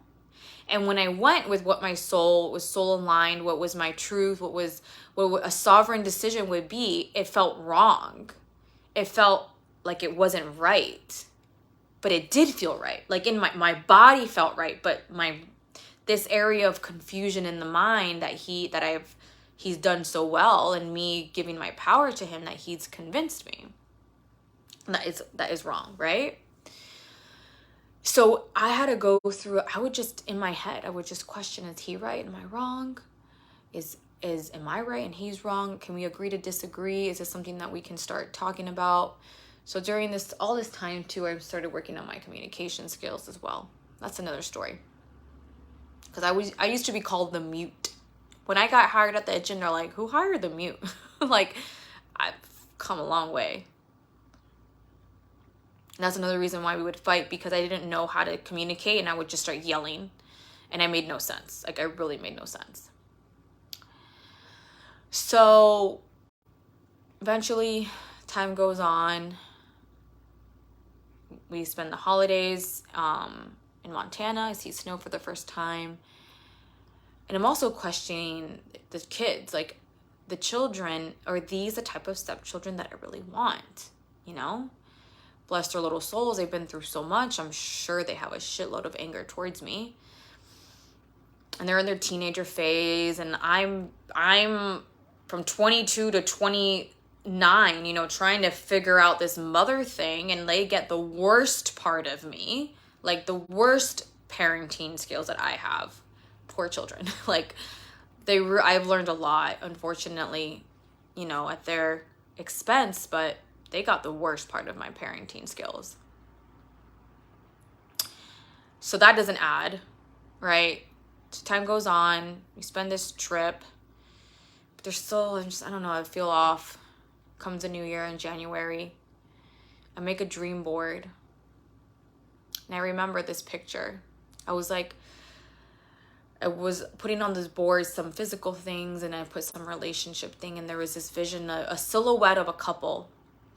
And the father is holding a child, or he's like holding the hand, and the mother's holding the other child. And I was like, the feeling that I felt, I was like, I want that. Whether it's with him or not, that's what I want. 2 weeks later, or a week and a half later, I get into a fight with his kids. And this is the first time that I remember anger just taking over me. I felt like I was drunk with anger.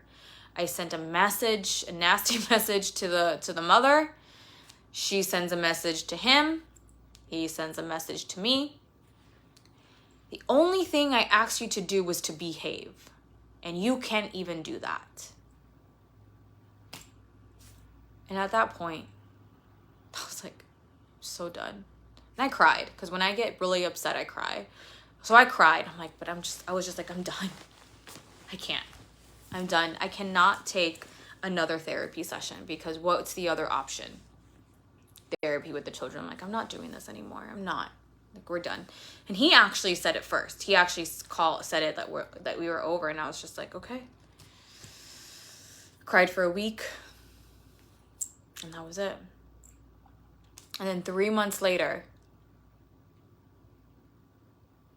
well, okay, that was it. I gave myself space to cry. I really did. I really gave myself space, because I was like, I really need to heal this. Because at this time, I'm really learning a lot about the dark feminine, and like the shadow work, and just really feeling, not necessarily the dark feminine, but the shadow, and the shadow aspect. Shadow work is really a lot of dark feminine work. So nothing really. And the amazing thing is, I felt free. I felt so free.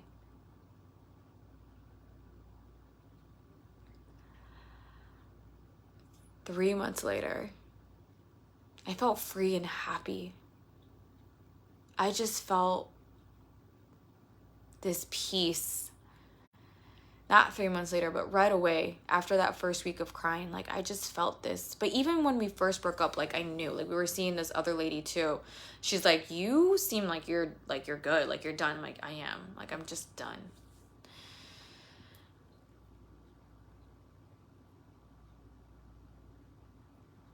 And then I knew that corporate was the other thing that I needed to let go of, because corporate was just identical to the relationship that I was in.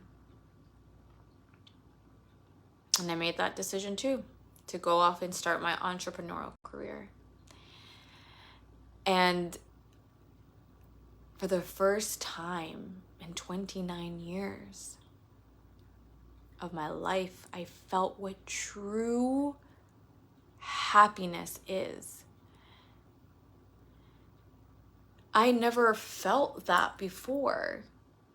My whole life was this chaotic mess. Drama after drama, pain and suffering. And happy, and I just felt like I am a woman.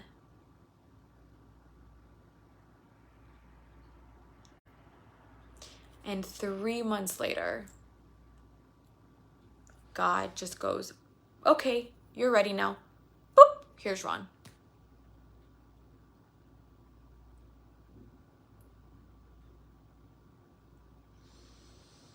After 2 weeks of meeting Ron in person, within 2 weeks, I saw that image on my dream. I saw a premonition of that. And I just knew he was it. He's the one. It was like a soul to soul, we're home. Like, we found each other. Through the weirdest way, his grandmother and my dad's ex-wife, which was a wife at the time, but my dad's wife at the time. And he lived in Jersey. So when I think of my country, and they're like, scarcity, like, no. There's no such thing as scarcity in men. There's so much men. It's you finding your truth and the world aligns for you. That's how it works.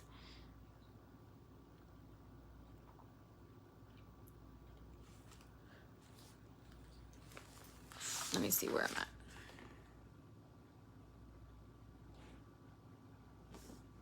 So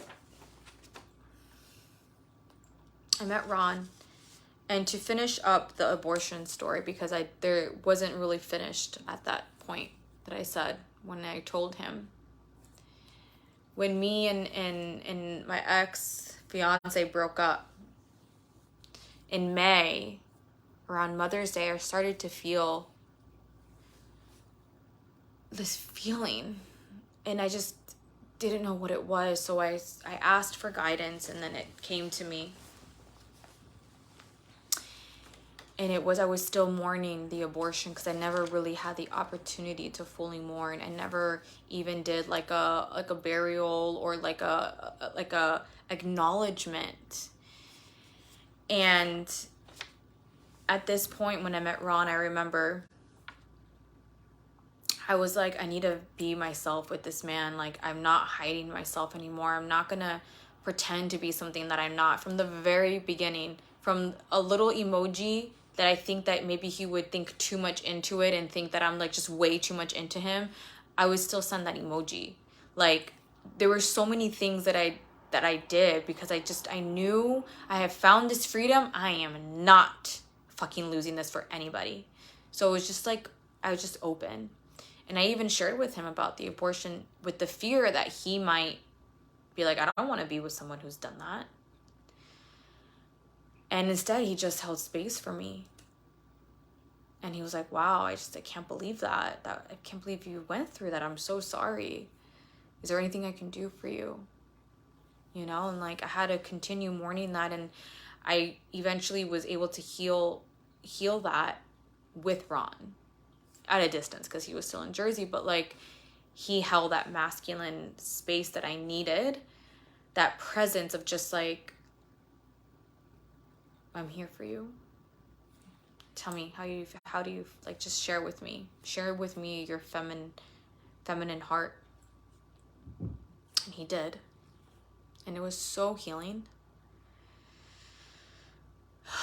So healing.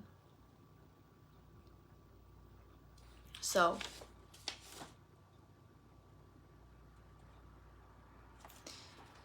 that is still part of my story, because there's still more after that. Because I still went through another dark night of the soul, but nowhere near as much pain as the one that I went through with this. Because this one I had more stability in my life. It was just like, it was very specific. This was finding me. So the message that I want to deliver to you about this is that your acts of shame is a moment in time that you forget who you are. Whether you forget who you are because there's something inside you that it's broken and that you need to fix, like the affair that I had, or something that you do because you're scared of the other result, like what could be the other option, like my abortion. But shame, the shameful things, the painful things, the whatever, insert your word here, that you know in your mind right now, like when I'm telling this story, I'm sure there's things that are popping up for you. Those things was just a moment that you forgot who you are. That's it. Because we are, all of us, at our truest essence, are pure. We're innocent. And innocence doesn't mean naiveness. Innocence means like your truth. Like your divinity is your innocence. And it's not like, it's something that I've been thinking about a lot, because like this card right here, it says trust your innocence. And when I was gonna read into it, like when I pulled the card and I went to go look for the word or the meaning of that card, it wasn't about like inner child, which I thought that's what I was gonna talk about, and it was more about like a purification, a letting go of what I'm talking about, letting that go and just remember your truth, your divinity, your soul. That is what innocence means. So this acts of shame that you do, these painful acts that hurt you or hurt someone else, you just forgot who you are. That's it. Nothing else.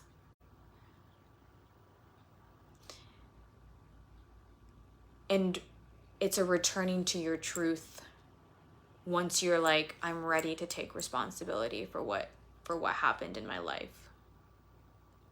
And that's when you remember.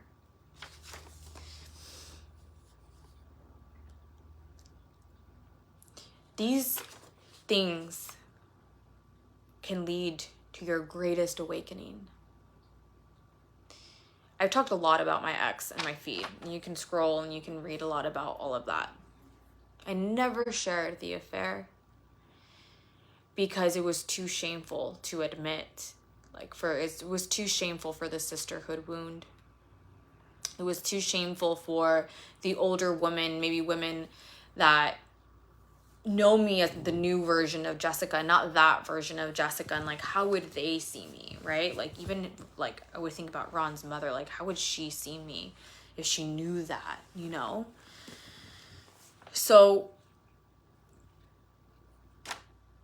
that was a pathway to one of my, it was what opened that gateway to that relationship for me to lead to my great awakening. And then the second act of what I talked about, that one led to that turning point, which led to where I am now.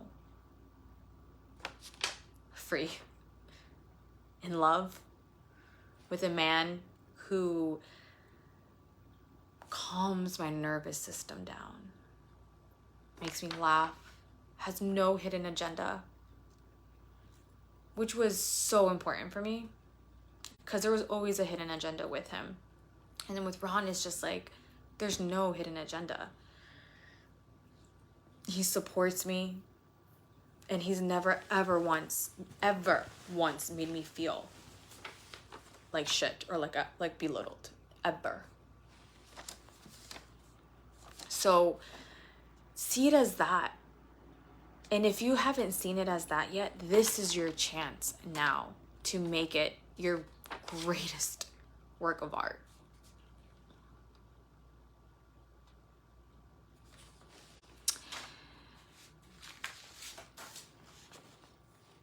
This is my living masterpiece. I am my living masterpiece. You are your living masterpiece. It's not about my greatest work. My greatest work of my life is not attracting the man, the money. It's who I've become in the process of all that, of all of my life, of the darkest pains that I've been through to myself and to others, and come out to where I am now. That is the greatest work of my life. That is a living masterpiece, because this masterpiece is going to keep on masterpiecing. You and everything you have been through to who you are now is your greatest work of your life. It's not the end results of that. It's not the, like for me, the end result would be the boyfriend. It's not about that. It's about who you've become in that process. And then all those other things are just like little, or like adornments, or like accessories. But you are a living masterpiece. Because behind all of that pain is your purity, your innocence, and your grace. So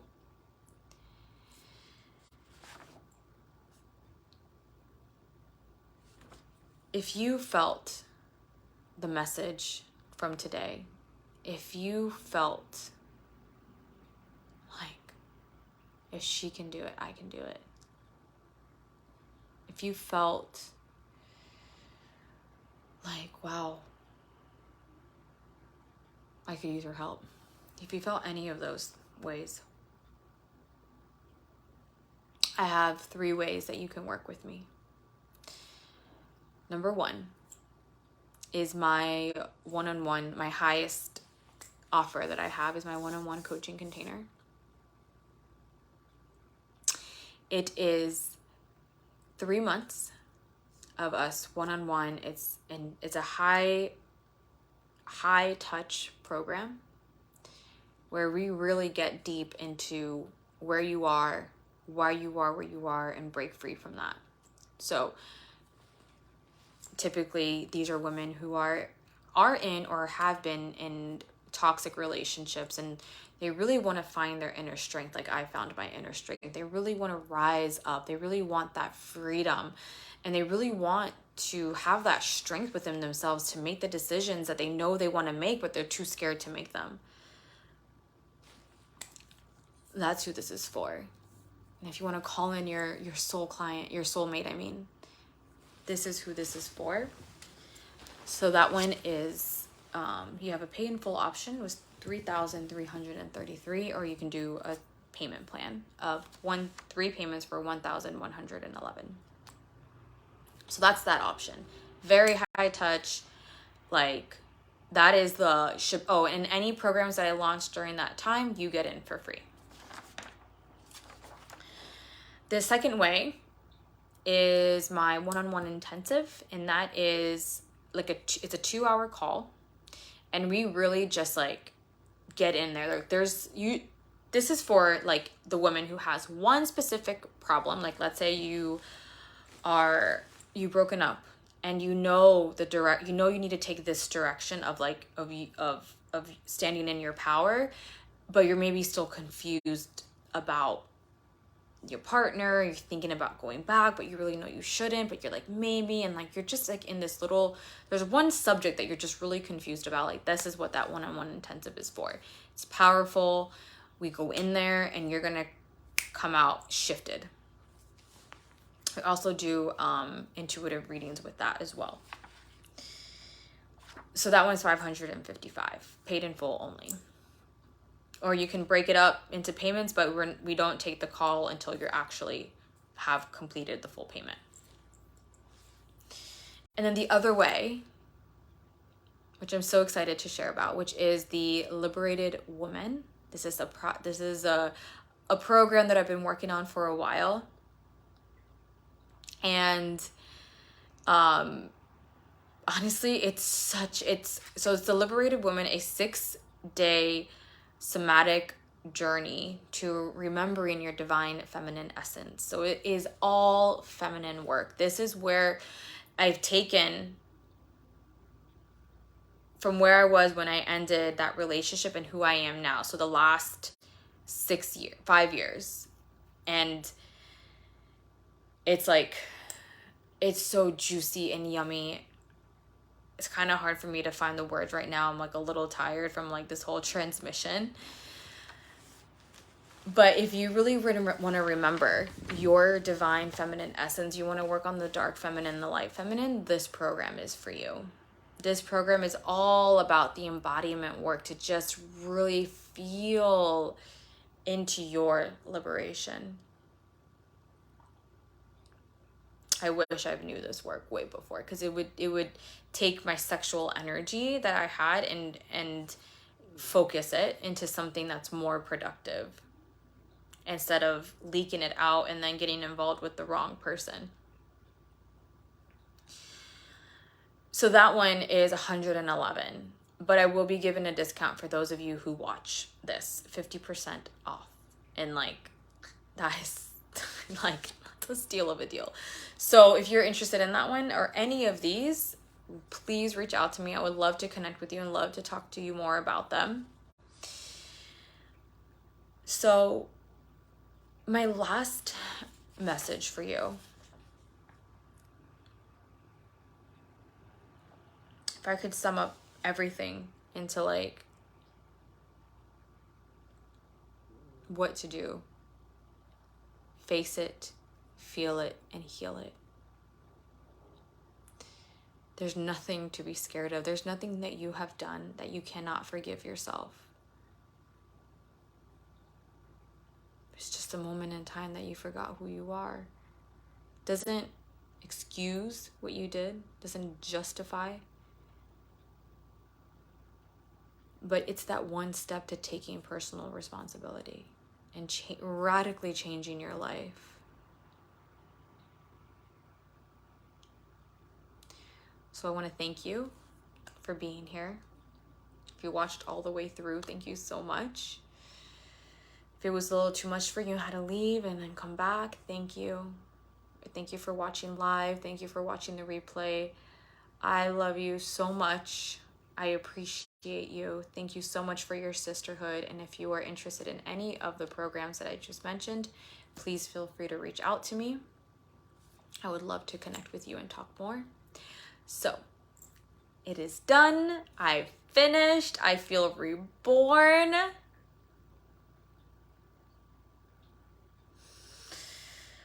I feel my shadows, that shame I've transmuted it. I've alchemized it. So thank you for being that witness. Thank you for seeing me. And I love you. And I'll catch you on the next one. How do I take this off?